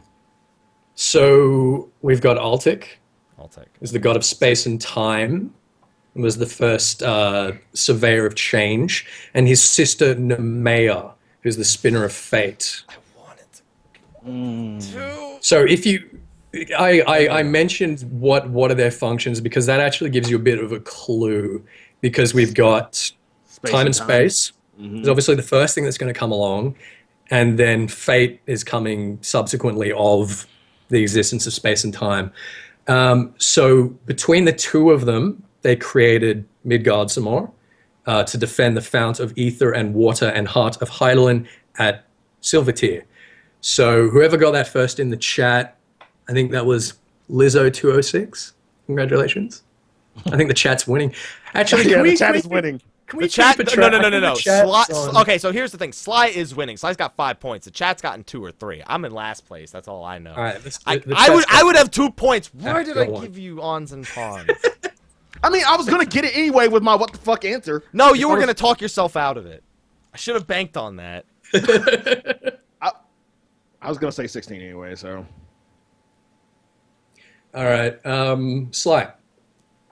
Wait. No, it's you. It's you. Yeah. Okay. It is me. Is you? Yeah, it's Sly. It's Sly. Yeah. Okay. Okay. So there is an immense skeleton embedded above Oakwood at the western end of Bronze Lake in Upper Lenosha, resembling some kind of immense dragon or serpent.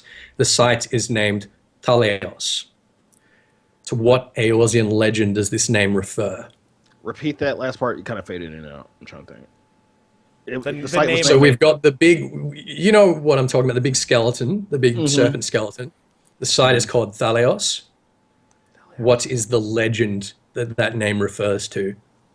Diablos. Yeah, the chat's all cheating. Diablos. I was like, I've seen that dragon too. See, I only might know that because I played 1.0. I only might know it because of 1.0. And so you have an advantage on me there because I didn't play 1.0. Diablos. Why don't you throw him a bone? It won't help because you had to have played 1.0 to know. It's the only thing I'll tell you. It's literally in the opening cutscene for Limsa Lominsa. That exact same beast from 1.0. That's the only hint you're gonna get. Yeah, I couldn't even get it with that. All right, Happy, what do you got? So Right. I don't know if this is the legend of it, but I know that it was a sea monster that would attack ships coming out of or going to Limsa Lominsa. I don't know if there's an actual legend that's behind that specific creature, but that creature is seen in the Limsa Lominsa opener attacking the ship with a group of whatever the jellyfish things are called, and Yeah. it does that. It attacks ships in the ocean. I don't know if it has a specific desire and why. All I know is it was. So there were two of them. There were two of them in sort of Eorzean myth. Can you name the other one? Thaleos is definitely the only one I know. Like I said, I only know that it is a sea creature that terrorized ships in the ocean for Limsa. Yeah, I'm going to give you a point because you're right. Yes!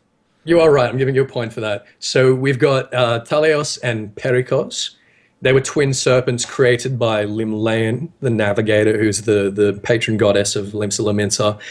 And she created them to fill the empty seas. So they spewed forth water until all the seas were full.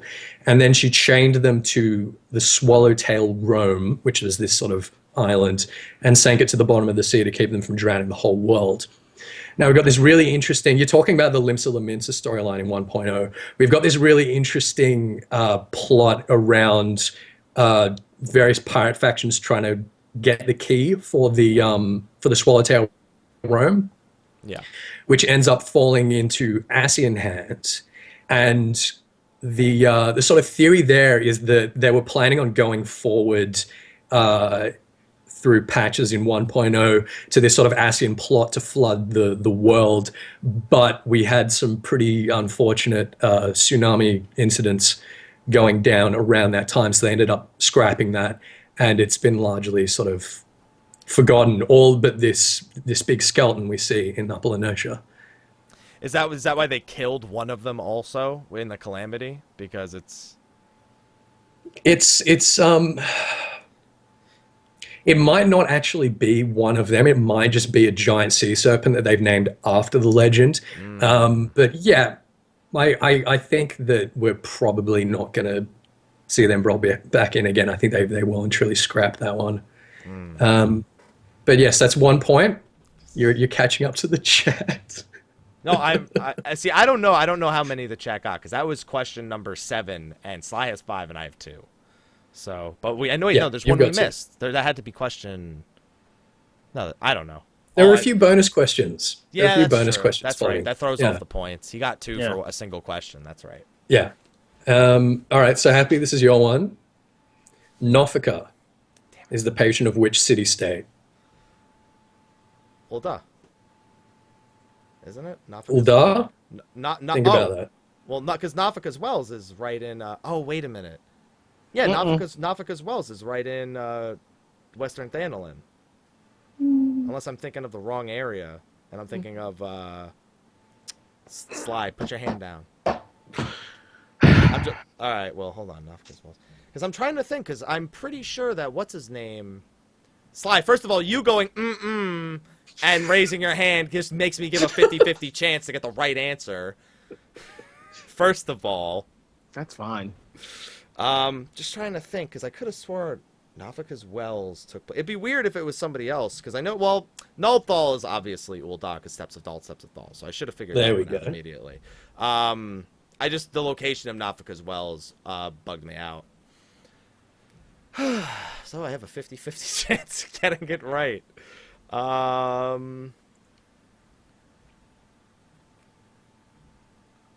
It's got to be Gridania, because you already told us what the patron of Limsa was. It's got to be Gridania. Yep. I was going to say. I literally just told you the Limsa Limsa one. All right. And I'm going to offer you a bonus question here. She's the goddess of what? Bruh.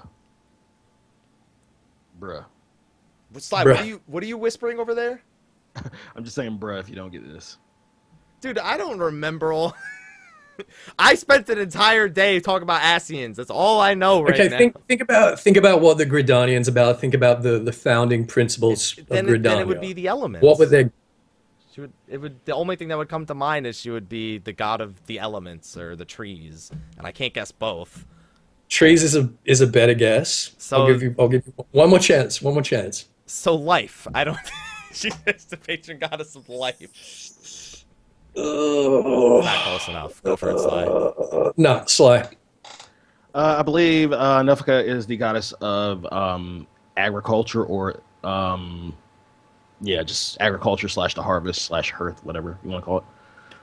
Yeah, agriculture, but more specifically of abundance. So she's not just the goddess of the plants, but she's the goddess of, the harvest doing well, the goddess of plenty, the goddess of that sort of balance that Gridania is all about. So I'm really sorry, but I have to give Sly a bonus question there, because I said it was a bonus question. I was gonna go with soil and then agriculture, but I went with life for some reason. Yeah, because when I think of Gridania, I think of greenery. I think of like all these plants, all these trees, everything greenery. So yeah, I was thinking of the life of the forest when he agreed with trees. That's close. All right, Sly. Yes. The Ishgardian astrologians occupy a facility in the Coerthas Central Highlands. Oh, God. What exactly is its name? And for what function did the Holy See have it built? Isn't that the observatorium? I want the full name. The full name? I want the full name. The astrological observatorium of something. I forget, because I run past this shit every time I'm in Curses. Don't worry, Sly. I don't remember the full name either, so no matter. I don't remember. I know it's the observatorium. That's what I call it, because I don't feel like pronouncing the whole damn thing. The astrological observatorium. Something. I forget the last part. All right, it's a two-barrel question, so there's 2 points here. One is the name, and one is telling me for what function did the Holy See have it built. The function the Holy See had it built. And that's not necessarily the function that it performs. Yeah. It's... Wasn't it a school of some sorts? That's why you gotta give him an answer, man. I can't. I really can't. Because I'm not going to get... I know damn sure I'm not going to get the name.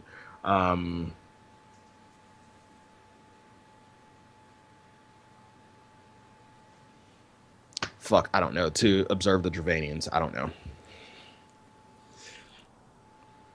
Happy? Can you do better than that? To observe, because that's probably true.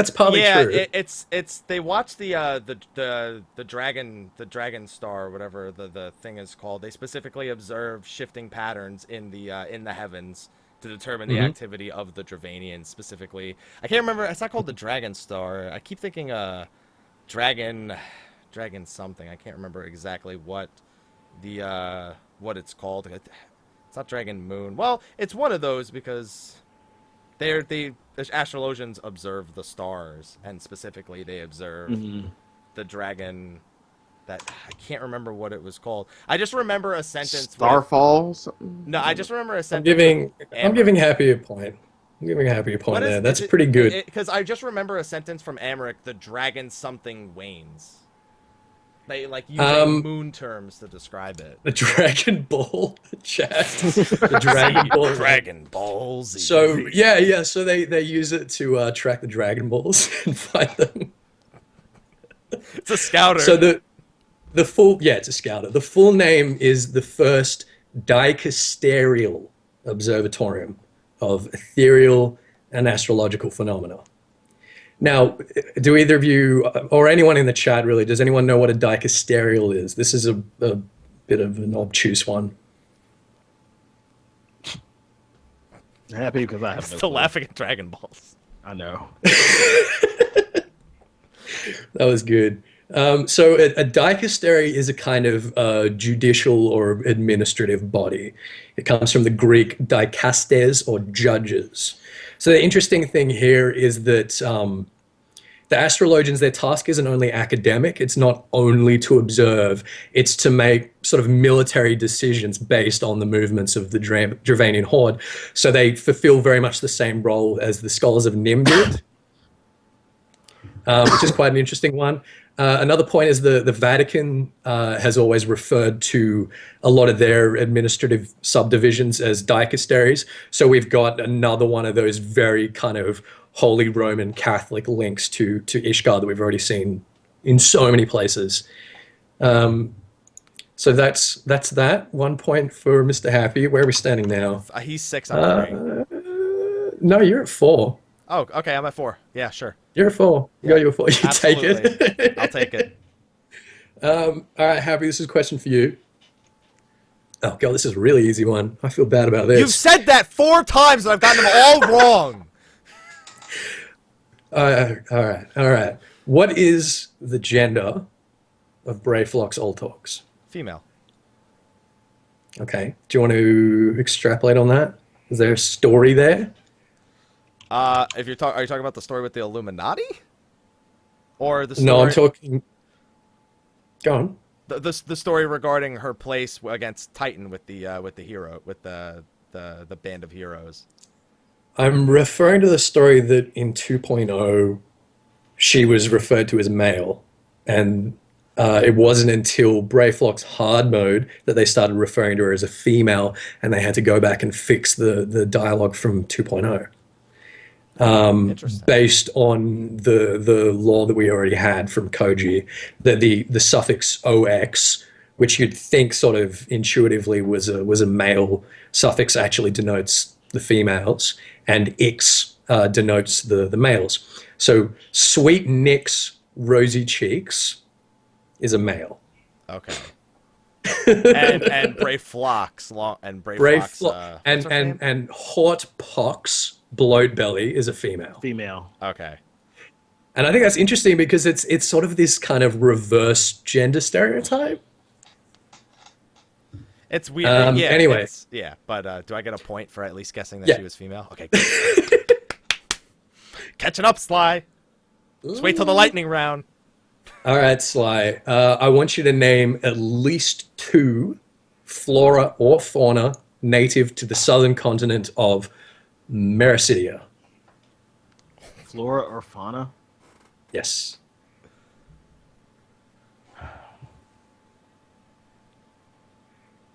Native to the continent of Mericidia.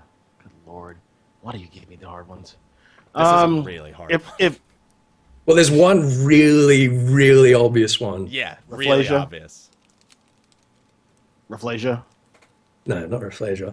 Oh, God. Native to Mericidia. So flora and fauna includes intelligent creatures. Dragons. Yeah. So if you're gonna go, I only need you to name 2.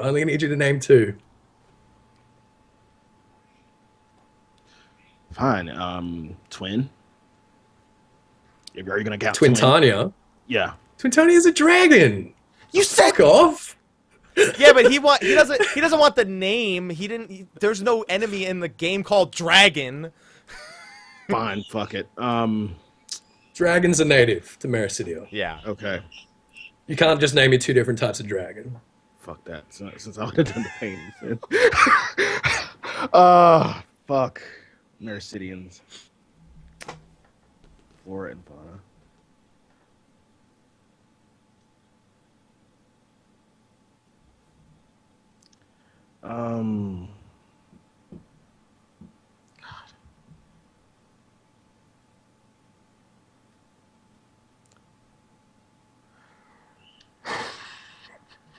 Mericidians. Happy, do you think you got this one? I don't, only because there's probably a stipulation that's gonna make it so that I'm incorrect. So I'm trying to go. You don't want names. You just want. No, and I don't want anything that's related to dragons. I don't want like worms or dragonflies or anything like that. I'm trying to think of Coil and everything in Coil. I think it's worth saying not everything in Coil is necessarily Mericidian. Yeah, that's what I'm saying. Not everything. Move away from Coil. I'll give you that. Move away from Coil. God damn it. I'm opening this up. Whichever of the two of you can answer one first. Yeah, the thing is, for me, is I don't see the Coeurls as dragonkin, but they are obviously worshippers of Bahamut, so they may be considered dragonkin on the continent of Mericidia. The Coels are native to Favnir. Okay, yeah, that's what I thought. Because, I mean, yeah. No, not those. And I'm also thinking of intelligent. No, I did say flora as well. And flora and fauna, I'll give you another clue. There are certain things in gathering logs. Yeah, that's in flavor text of gathering items. Mandragoras? No. The only I don't know enough about the gathering logs, and almost every creature that is derived from Mericidia migrated there at some point. Like a lot of the creatures that worship Bahamut in the Coil migrated to Mericidia at some point before the Alligans got there, so that's what makes it tough for me. The only plants that I even know the name of off the top of my head are like marjoram or whatever the heck it is, and that one's definitely not the answer. So, You both passing? Unless marjoram's the right answer. No, marjoram's not the right answer. All right, that's two passes. So a lot of people have said in the chat that there are certain fish from Mericidia. I was gonna get coelacanth, but I didn't know if there was a coelacanth equivalent. We've got the dark bass, and we've got the angelfish from the fish. Now, this is a really interesting one that sort of expanded a bit, particularly over the last couple of months. Aloe, in the flavor text, is Mericidian, native to Mericidia. We're asked in Forgotten Springs, one of the quests around there by the U tribe, to go and fetch some aloe to make a ancient traditional Mikote remedy. And a lot of people started to think then, oh, well, we know the Mikotes came from another continent when there was some sort of frozen sea that they crossed. I don't know if either of you have seen it yet, but we recently, with some data mining, we saw some lore tidbits and I don't know how to put it, but basically like loading screen tips. Yeah. That were put in 2.5 but haven't been implemented in the game yet. And one of them does actually confirm that the Mikote come from Mericidia. So I would have taken that. That could have been the right answer if one of us had guessed that. Yeah, and a few people in the chat got that, so that's another point for the chat. And I think the chat's probably cheating. They have an awful lot of time too, I gotta say. It's been so hard not look. I literally have the window behind my cheat sheet, so it just says Twitch, Google Chrome, and I'm like, just all I gotta do is just left click. That's all I gotta do. Yeah, pretty much. So tempting. That's my ringer, all of chat. All right, whose is this? This is yours, Happy? Yeah, this is mine. Yeah. Okay. This will have a bonus question if you get the first one right. Prior to Before the Fall Part 2, how many chairs made up the Syndicate of Uldar? You know what's funny? I almost forgot to count Godbird because he's never He's never there. He's never there. He's got better things to do. Come on. He's got better things to do. So I'm trying to think. I guess I was gonna ask a question, but I think that's too much information. You can ask a question. I might. I was. It. Well, okay. Now the answer is yes. It was a dumb question, because we have Nanamo, Raubon, Lolorito, Teleji Adeleji. Hang on, Nanamo. Nanamo is not on the syndicate. That was going to be my question. If I was trying to figure out if Nanamo is a member of the syndicate. Nope. So, Raubon, Teleji Adeleji, Lolorito. There's like 2 people that never say anything, and then there's Godbert. So I'm gonna go with, and I think I'm off by 2, but I'm gonna go with 6. That's right. That's what I was gonna go with too. Yep. We got Raubon Aldin, Teleji Adeleji, Lolorito, Dulala, who we haven't seen since 1.0, who is the head of the Milvaneth Sacrarium. Yeah. And Fergez, it's Fergeis? I think it's Fergeis. I think it's who's the head of Amagina and Sons. Yeah. And then, of course, Goldbert. All right. So I just gave away the bonus question, which was to name them. So no bonus points. No, but You got so excited, but am I tied with Sly now? Let's have a look. I think you might be. No, you've got 5, and Slyh has got 1, 2, 3, 4, 5, 6. Oh, that's really close. So we've got one more question, and then we've got the lightning round. So it's literally going to come down to the lightning round. Sly, I'd be ahead if I didn't give you Ons and Bonds. I'm never gonna let it. I was gonna get it anyway. He was going to get it. I shouldn't have given up Toll either. I knew Toll was higher than Sauce, but I just didn't know. All right. This is one for Sly. At the heart of the Tamtar Deepcroft, the adventurers encounter Galvanth the Dominator. Who or what is Galvanth prior to this appearance? Who or what is Galvanth prior to his appearance?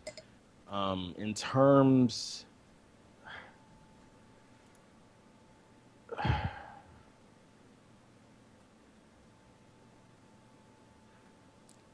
was going to say...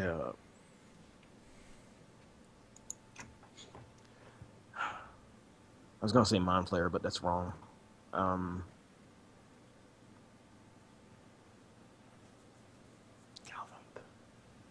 Think about what is the Deepcroft? What's its purpose?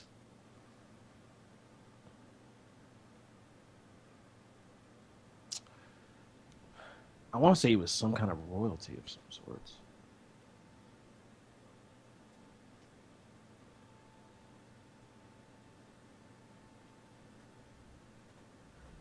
Because didn't Galvin summon the Mind Flayer? Or the Mind Flayer came some way somehow? The Mind Flayer was summoned into Galvanth. I'm going to say he's a form of royalty, but to what? I'm trying to think back. He's some form of royalty. Yeah, that's what I'm going with. Happy? Okay. How close is he? Well, he's right. He hasn't said much, but he's right. He was one of the kings of the Amdapori. Are you gotta be kidding me? Nope. Damn. Wait. Not of the Amdapori. Wait. Fine. If you're gonna say he was a king, then if he wasn't Amdapori, then what was he? Galmoran? Yes, it was Galmoran. It's another point for Sly. Well done. Yeah. He was a Galmoran king. Probably an Elzen, because we know that when Galmora was founded, there were basically only really Elzen down there. And the Elzen that were down there became the Duskwhite. All right, so we got 2 lightning rounds. Wait, didn't Sly start and I'm supposed to finish? I thought we were getting 8 each. You've got 8 each, haven't you? Sly went first. Oh, yeah. Yep, so you got one more. Must have missed. I was thinking of the bonus question. No, I was thinking of the bonus question. There was a bonus question to that one? No, there was a bonus question that I accidentally gave away. Okay. Oh, okay. So we're on to the lightning round. Damn, Sly now got an extra question on me. Well, that's all right because it all hangs on the lightning round. So Yes. if you get less than half right, you get 0 points. Oh, come on. If you get half right or more than half, so if you get at least 10 out of the 20 right, then you get 3 points. If you get all 20 right, you get 10 points. Quick question: are we getting the same questions, and we're just going to give our own answers, or are we Nope. getting? Oh my God! This okay. No, you're not getting the same questions. You're each getting your own lightning round. So happy, I guess you can go first. I guess I might Yes. as well at this point. Yes. Even though it should have been Excited for me that? getting the last question and Sly going first. I'll accept it. Oh, what a gentleman. So I'm going to give you about 2 minutes to finish. There's going to be 20 questions. So, lightning round for Mr. Happy. The species of Eorzea are categorized into 11 classes of kin. We've got beastkin, cloudkin, scalekin, seedkin, vilekin, wavekin, ashkin, forgekin, soulkin, voidsent, and spoken.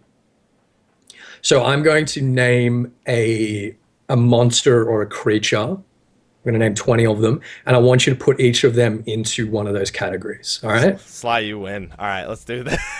Do you want to write down what the categories are? Yeah, let me. Do you want me to copy the categories, Steve? All right. Okay. I'm copy. opening up a Google Drive. One sec. All right. There you go. Oh, you just sent it to me? Yeah. Oh, okay. Yeah. It's in, okay. I was just about to type it out. All right. Let me copy paste this. All right. No, I mentioned 11. Beast, cloud, scale, seed, vile, wave, ash, forge, soul, voidsent, spoken. That's 11. Yeah, the void scent probably threw someone off because it doesn't have kin. But then spoken. Well, spoken is kind of it's E. But all right, I think I have them all here. All right. Okay, you ready? Yeah. Time starts now. Buffalo, That is a beastkin. raptor, Scalekin. cactuar, Seedkin. zombie, Spoken. apkalu, Wavekin. ziz, Beastkin. behemoth, Beastkin. marble, Seedkin? yazon, I hate that you're not telling me if I'm right. Yarzons? yazon, Vilekin. spriggan,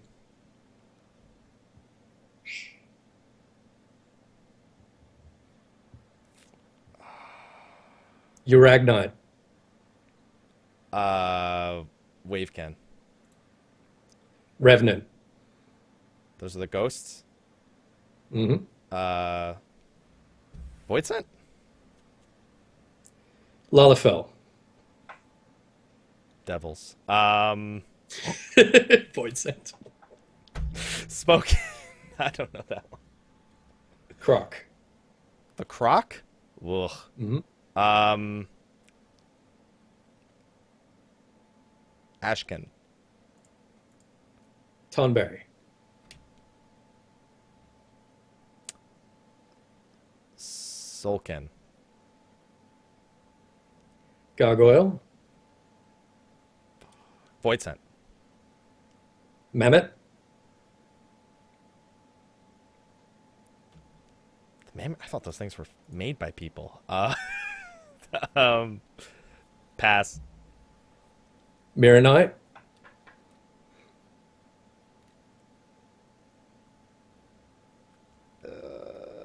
Ashkin.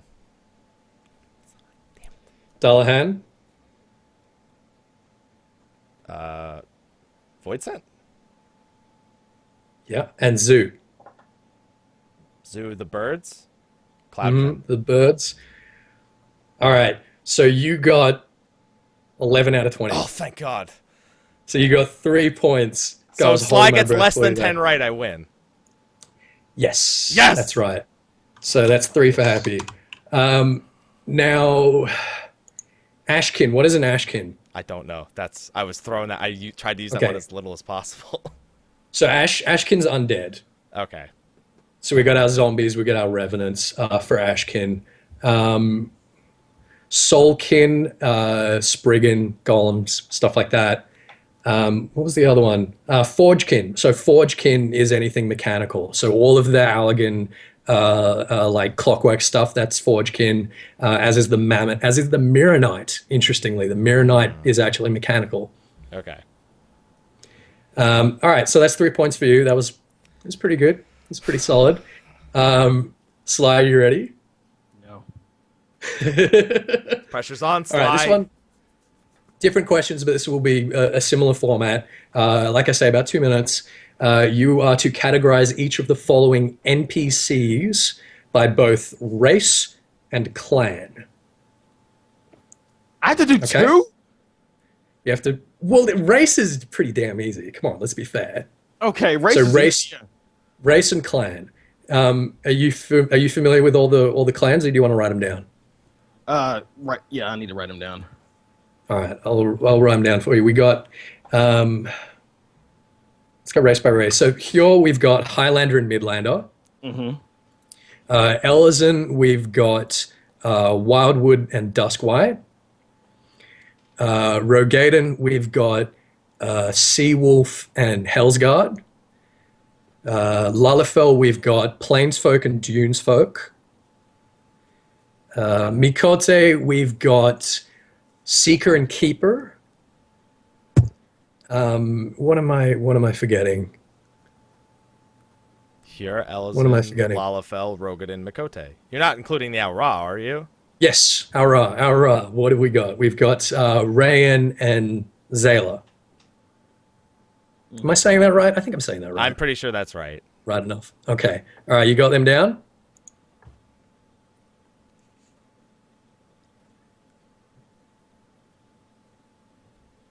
Whenever you're ready, Sly. Why can't you type mine out too? I was thinking that the whole time. Like, why did I was like, why can't you just type it out for me? Why did he send it to Sly, but he sent it to me? God. Well, I had the other ones copied and pasted, and I'm just thinking yours off my head. God. That makes me feel a little better because mine he had to write down, and yours he just knows. Although, Sly, I gotta say, yours at least is a 50-50 chance, even if you don't know the answer. Mine was a 1 in 11 chance of being right. So you should actually be happy that he's doing it. Have you got them down? Oh, yeah, Not there yet. is. Okay, yeah, because of the chat on the side. Thank you for letting me know that.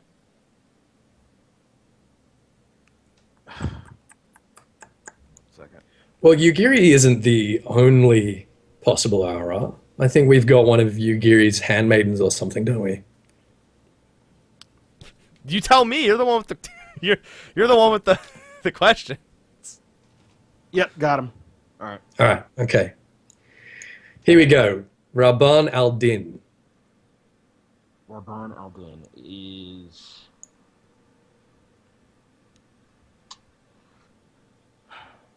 He's just big as fuck. Swole. Swole. Rogaden... Hellsguard. Estinian Wormblood. Estinian? I didn't see his face! Fuck. Elezen...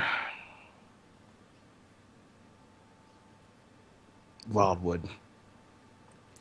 Okay, Momodi. Momodi. Lalafell, Dunesfolk. Salk Zagil. Sulk Skill. Now, these ones, a lot of them, the name indicates quite clearly what clan they're from. Sulk? Salk Zagil.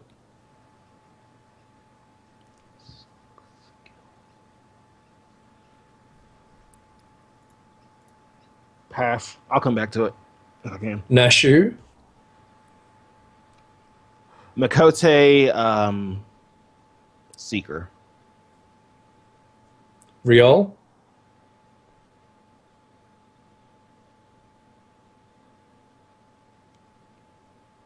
Wait, say that one more time. Riol. So Riol, if we don't remember him, he was in the Company of Heroes, and he was later one of the Crystal Braves, dude with the eye patch. Here, Midlander. Flamin. Mikote Keeper. Ugiri Mistwalker. Alra Ryan. Curious Gorge. A monkey. Curious Gorge. No clue. Is that a pass? Pass. Gundabald. Who? Gundabald. God damn it.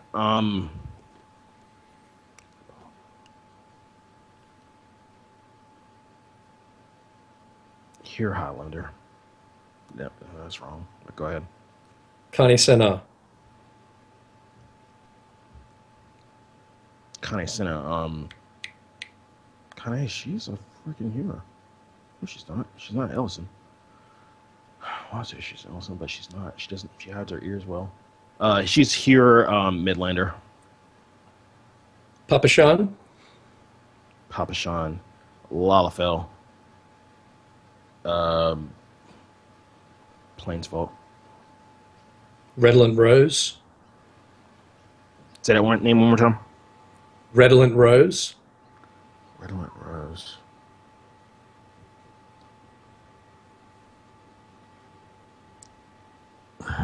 Ellison Duskwight. Emmerich. Ellison Wildwood. Okay. Fufucha.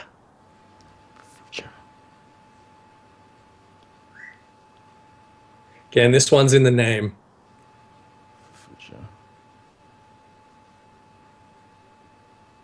Lalafell Plainsfolk.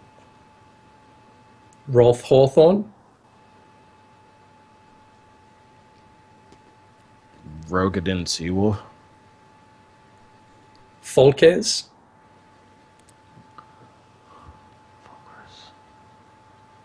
You should know this one. I know the name.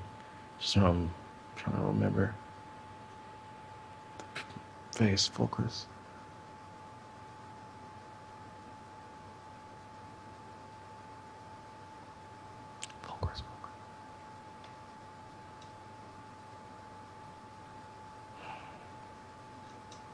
So terrible. Makote Seeker.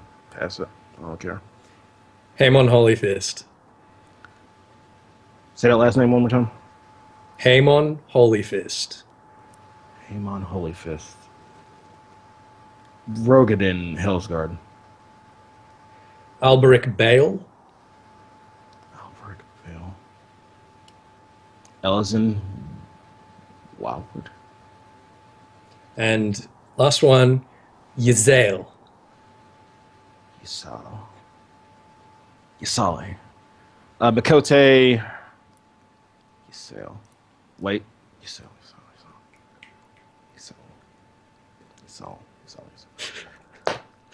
I keep saying the name. Thinking faces. Ysael. I know the name. Makote Keeper. I lose. All right. No, How many do you think you got right? I think he got 11 right. No. How many do you think you got right, Sly? Less than 10. I know that damn sure. You got 8 right. Ah! It's all with Ice Heart, man. You saw his Ice Heart. The other Yeah. one, which was a bit tricky, Kani Sena is a Pajal. I was wondering, were you gonna nail him with Pajal, or were you looking for a hero? Damn, Ryan's gonna nail him with Damn, that's a Pajal. trick question. He gave you a trick question with. I was thinking that the whole time. She's a Pajal. He didn't say that was Yeah. one of the choices. What were the other hard ones? That was pretty hard. I reckon that was probably the harder of the two. See, he gives me more. So I think you've both done quite admirably, but by my count at least, Chat wins. Happy, you've won by 1. I won by 1 point because I was 2 down and I got 11 right, and he got 8. Yeah, you nailed it. And how did you miss Rabban? Rabban's not a Rogadan. He looks a lot like a Rogadan. Yeah, that's what I'm that's saying. true. He's got his own unique model. I was gonna say Hearer, but it was like he has. I would have been on the fence about that too. I was thinking Rogadan Hellsguard myself, but I looked at his face and I was like, that's not a Rogadan. Yeah, it's not a Rogadan face. Yeah, I was like, That's it's a either tricky Rogadan one. or Hearer, and he's just built like a Rogadan. Well, I guess the tell for Rabban is that he is Alamegan, and Alamegans are almost exclusively Highlanders. Okay. So look, there was only 1 point in it. You've both done really good. That was awesome. And chat as well. I know you guys were cheating, but that was good. That was fun.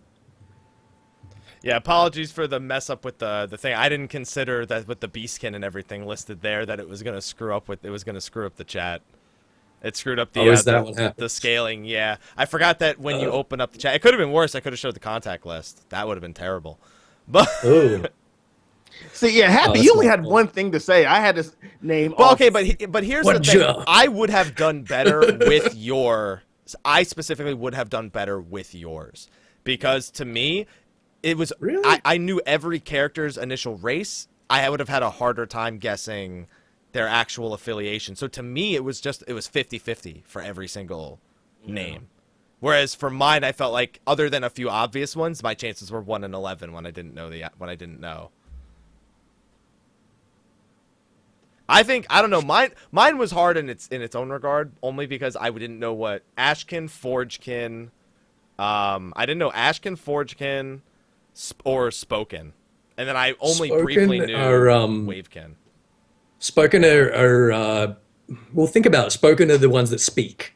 Yeah, so think about that. That's why I put Lalafell there, because they speak. Yeah, but you got Tonberry, which is Spoken.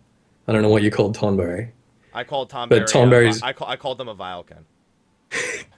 Vilekin's insects. That's horrible. Yeah, I know. Well, they got creepy looking eyes, and I don't know. I'm colorblind. They look kind of like insects. Insects with knives. Well, they were originally pretty much Lalafells, weren't they? Yeah, they were Spoken, and they're still Spoken. They're just very angry Spoken. Yeah. Also, the tell with a lot of the kins is, you get the different blood vials of different kins. Yeah, where they drop from. Yeah. Yeah, exactly. I couldn't believe you didn't know Yasal. Because I was trying to think of the name. That was a bit of a trick one as well. That's Iceheart. That is a bit of a trick one. That's Iceheart. That's Iceheart's real name. I was thinking to myself, like, oh my god, that's a freebie. And he says Makote. I'm like, what? No! I was like, please, just keep saying Makote. Keep saying Makote. I'm going to give you that. The fact that he gave you that Pajal was a choice. I thought he was tricking me. I thought I was overthinking it when I was guessing Pajal. No, the Pajal. Well, Happy, do you know where the Pajal come from? I did. Where does the baby Pajal come from? I did 3 months ago when I was looking up a bunch of stuff on the Pajal, but that knowledge has since left my brain. Because I was looking really up the lore creepy. for conjurers and whatnot. It's really, really creepy. So the Pajal are born of human parents, but they are conceived by the elementals. So the elemental basically impregnates a human female.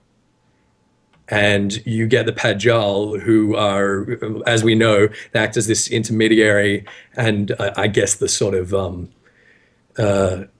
human aspect of the Green Pact. But that's really... I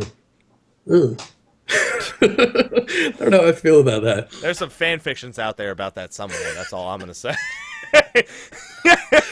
Well, I think there's a few Gaius Van Belsar cross our fan fictions coming after my last video. Oh no, where there's Gaius and Nero friggin' Yowie fan fictions coming somewhere. I know that. Oh, that's outstanding. Oh, whatever gets you there. Yeah, exactly. Whatever gets you there. Well, I'd say that was a pretty successful edition of Eorzea. I don't know why I can't I keep wanting to say Eorzea I can't. I don't know why. Well, you're the one that named it. Is it Eorzea or is it Eorzea? No. My girlfriend was the one who named it, and I just said that's the greatest thing I've ever heard. And oh, she blamed it on you. No, Eorzea. No, I said it was the greatest idea ever. I think that's how it happened. I don't know. Well, that's what you're supposed to say. Lore aspects that I've known in the past that I should have had easy answers to here. I was very upset about. I'm still upset about the Toll and Sauce thing. I gave that one away because I knew the answer. I'm exactly the same way. You spend like 2 or 3 days on one subject reading absolutely everything, going through all these old forum posts, all these really obscure like blogs and stuff like that, and then you publish the video, and 2 weeks later it's gone. It's not there. I'm thinking about the next thing. I had Ascians on the mind. That's why I heard the Umbral era question. I was like, thank God he asked that. Yeah. So I probably would have done the same thing. I'd say mine probably sticks in my head a little bit longer because I only do lore, and that's like all I'm thinking about all the time. But I mean, that's how it is. The good news is, Sly, you still have a towel and I don't. And now Miz has a towel too. Do you have it there? Has it showed up yet? No. So he didn't get it. He bought it at Fan Festival, and I said, "That's a towel. It's stupid." And then, and then last week I spent an hour on Twitter just like, I want to win this towel, and then I didn't win it. And this week Miz won it, and I was like, I'm not gonna enter. I won't win the towel. And then Miz wins it. I was like, I should have entered. I might have won a towel. Mr. Happy hasn't read Hitchhiker's Guide to the Galaxy. No, but I've seen the movie. You gotta have a towel. I've seen the movie. I didn't know it was a book until after I saw the movie, unfortunately. It's a trilogy of 5, and the guy who wrote it wrote the last several of them from an asylum. They're pretty great. But the thing with the towel is that you can use it to like warm yourself. You can use it as like a makeshift sail. You can like dip it in food and like suck on it like days later. Towel's the greatest thing. Towel I'm very jealous. Is the greatest thing. Sly, no hard feelings. No hard feelings. No hard feelings about the contest. None. You're giving me a smiley face like I'm gonna regret winning that at some point. Yeah, you are. How am I gonna regret winning it? What well, are you probably gonna do? have to move on to the next round and go up against someone else. I'd like to remind everyone here. I had one less question to get through, and then I still came through. Still came through. So yeah, trilogy of 5, chat. Trilogy of 5 is what he calls it. All right. Well, this show ran on very long, but I think that was for the best considering how it turned out. I was gonna try and get music to play during the lightning round, but the only music I had was the one I used for the intro because finding game show music online that is royalty free is strangely hard to do. Mm-hmm. All the places were like $40. You can use this song. I was like, okay. So, well, Ethys, thank you for coming on the show. It was great having you here. Just like we predicted, you made us feel stupid. Predictions do come true. So, I'd like to apologize. I made a mistake with the overlay, and Ethys is aware of this. And that is not his real Twitter handle on all of them. It says @Ethys Asher. So, Ethys, why don't you tell them where they can actually find you? Well, my Twitter handle is Ethys FFXIV. My YouTube is youtube.com/Ethys Asher. But really, I think I'm the only Ethys.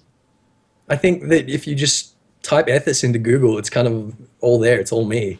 Because you said that, somebody's going to make another Ethys. Oh, by the way, there's like Ethys Industries in South Carolina. They sell like desserts or something. That's me. Yeah. I'd like to let you know, by the way, that remember when I said we had gift makers in the in the chat? I'd like you to know that's it's already been done. Like in the middle. Has of the it already show, been done? Crayon works quick. He works Crayon works very quick. Hold on, I'm gonna pull it up for everyone because since it has to do with I don't think I can. Well, I mean, I guess I could just show your entire Twitter. I guess it doesn't really matter. No, I'll just pull it up right here over the window capture right here so everyone can see the beautiful work of Crayon and his Twitter. There it is, right? Ethys, I hope you're watching this stream so you don't have to see it later. I have to wait for the 30-second delay. Wait for the 30-second delay. It's going to be worth every Give it time. Give it time. Which moment did we capture? You'll remember soon when you actually see it. Oh my god. That's pretty funny. Oh my goodness. That is a great thing. Oh man. Oh, that is excellent. That is excellent. Thank you, Crayon, for making. Thank you, Crayon. That made my day. That is the greatest thing. And also, I want you to shout out who made the friggin' Subligar thing. Let me pull it back up on the screen. So that was awesome. Goodness. So Viviana Artinian, she's the leader of my free company. She's done a lot of my channel art. She's done the current sort of edition of the main channel art at the moment. I asked her the other day, I was like, look, I need you to draw me Louis Soir in his underpants, but they're like glowing and they're like glistening. And she's like, you want me to draw Louis Soir Rule 34 for you? I was like, you said it, I didn't say it. And 20 minutes later, she had it for me. So awesome. Thanks, Viv. You're awesome. I want to leave it on the screen till the sparkle comes by one more time. just to make sure that it's working properly and everything, you know. There we go. Yeah. Well, you're seeing it on. No, I'm waiting for one more. There it goes. There we go. One more sparkle. Just wanted to give you the opportunity to shout her out for giving us the image to work with, and then we have the little sparkle because that's a glorious image. Ethys, thank you again for coming by. It's an excellent show.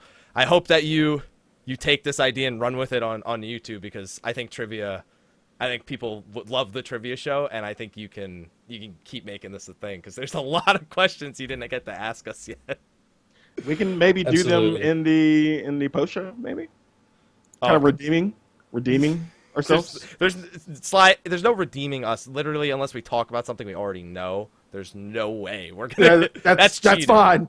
I don't care. It's like, well, I know this, and this at least. Has to be like, that's cool. Guess what? You still didn't get all those other questions, right? Yeah, I know. I mean, it's just gonna make me feel a little bit. You guys both did really well. You both did really well. Hey, we at least tried to use our brains, community.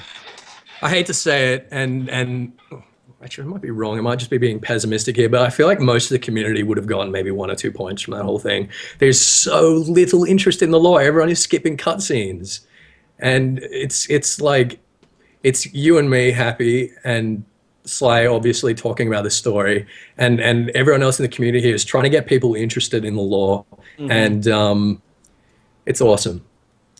Well, thank you again, Ethys.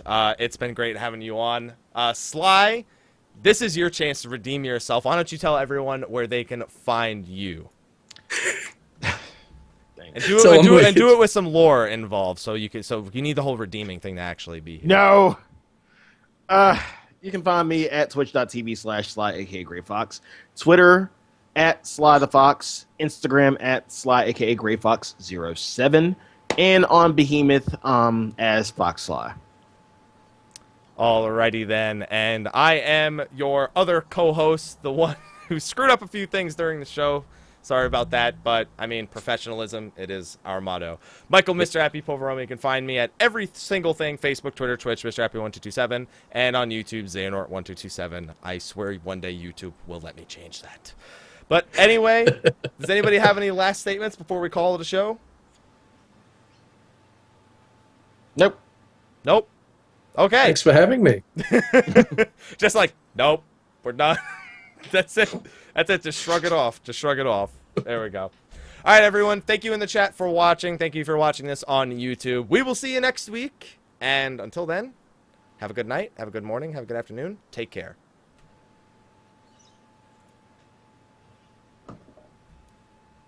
And we are in post-show.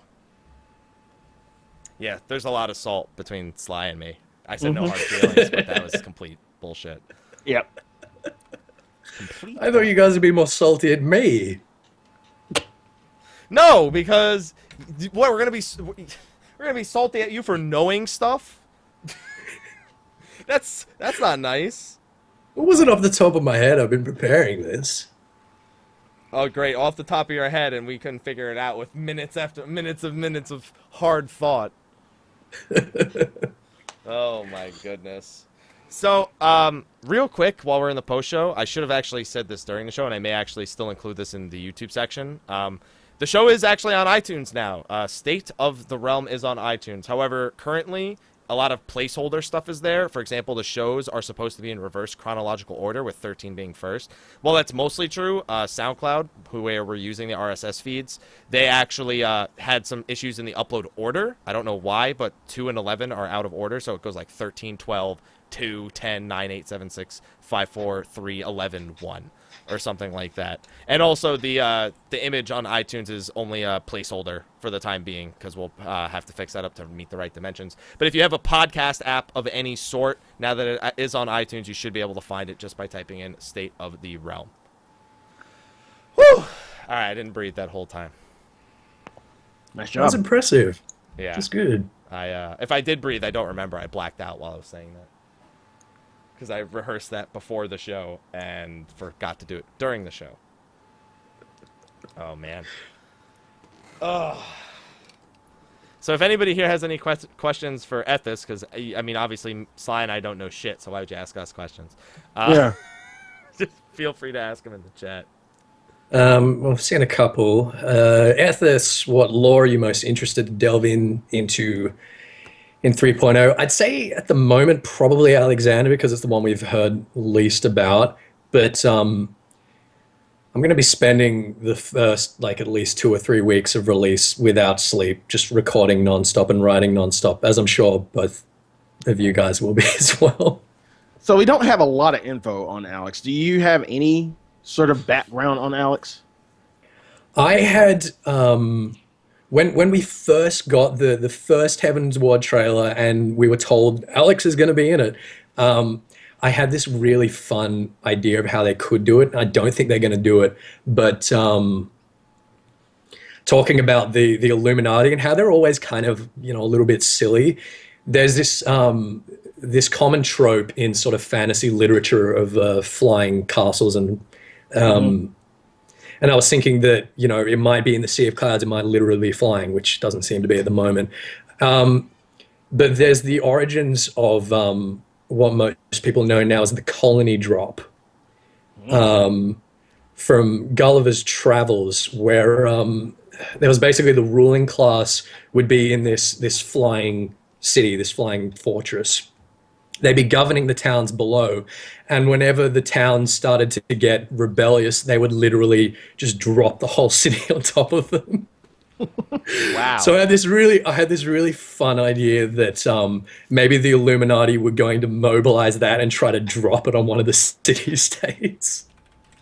I don't think that's going to happen. I was hoping for that a couple of months ago, and I still think that would be really fun, but who knows? I'm really excited for Alexander. I mean, all we know about Alexander is he's the Goblin Primal, and that's not actually his body. He was apparently summoned into that castle. It's just that castle takes the appearance of our standard Alexander, Yep. It's just, I have a hard time thinking it even is the Illuminati. There's just no other group of goblins capable, and It's got to be the Illuminati. I mean, they're the only ones who can to be, but because it's just looking at their antics, thinking that they could take the knowledge of the Ascians, because the Ascians are the ones who taught all the beast tribes how to summon primals in the first place. And it's alluded to that they're almost using them as a means to learn more about the summoning process as a whole, to see the results of it and the strength of returning entities. Because of the in 2.1, you have the extreme primal storyline where the two Ascians say that they just wanted to observe you while you took on the strongest incarnations of the primals to learn more, but then they just disappear and you don't really know anything more about that. So I'm curious how the goblins really received that knowledge and how the goblins were able to summon something that powerful, other than the fact that they're goblins and they're deeply involved in trade with all of the nations, so that could be an easy way to gather crystals. Might be true. Well, again, that's why I was hoping that they were going to do it in kind of a silly way. And if it is really serious, if it's the same sort of doom and gloom that that Coil was, I don't know, it's a bit weird with me, I got to say. I just want to see how Divine Judgment's going to look. That's really what I want to see. The thing is, we are not going to see that for a long time. If it is doom and gloom, it's almost like it's like a lighthearted doom and gloom. Like the goblins summoned him and they don't even really fully comprehend what they've done, kind of deal. Like he may be their entity, but he kind of has his own agenda and his own tendencies they weren't aware of. They just summoned him because they needed the cheese recipe. So, Greyfox is going to be the new Eorzea. Yeah. Oh, I'd love that. So there's also one thing I want to include, and I'm going to include up to this point in the post show in order to include it. We actually had a request for State of the Realm number 13 that was posted on our forums by a Sanya Tetsuga. I'm going to read it word for word. Hey, I would like to tell the Dream Team that a friend of mine loved your work, recently died of a brain aneurysm on May 31st. He was preparing for Heavensward, and he was enjoying all of your movies. So thanks for making it. His IGN was Lady Door, and he was a healer. I'd like to suggest that we take a moment of silence for Lady Door. I took one on my stream the other day. I didn't realize that this was on the State of the Realm forum. I just remember seeing it there. So if everyone could please, Lady Door, give Lady Door a moment of silence.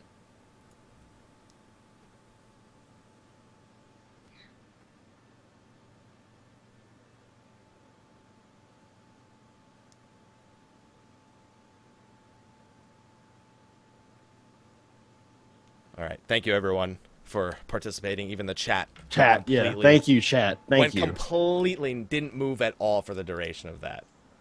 So, thank you for participating. Ethys, do you play Dragoon?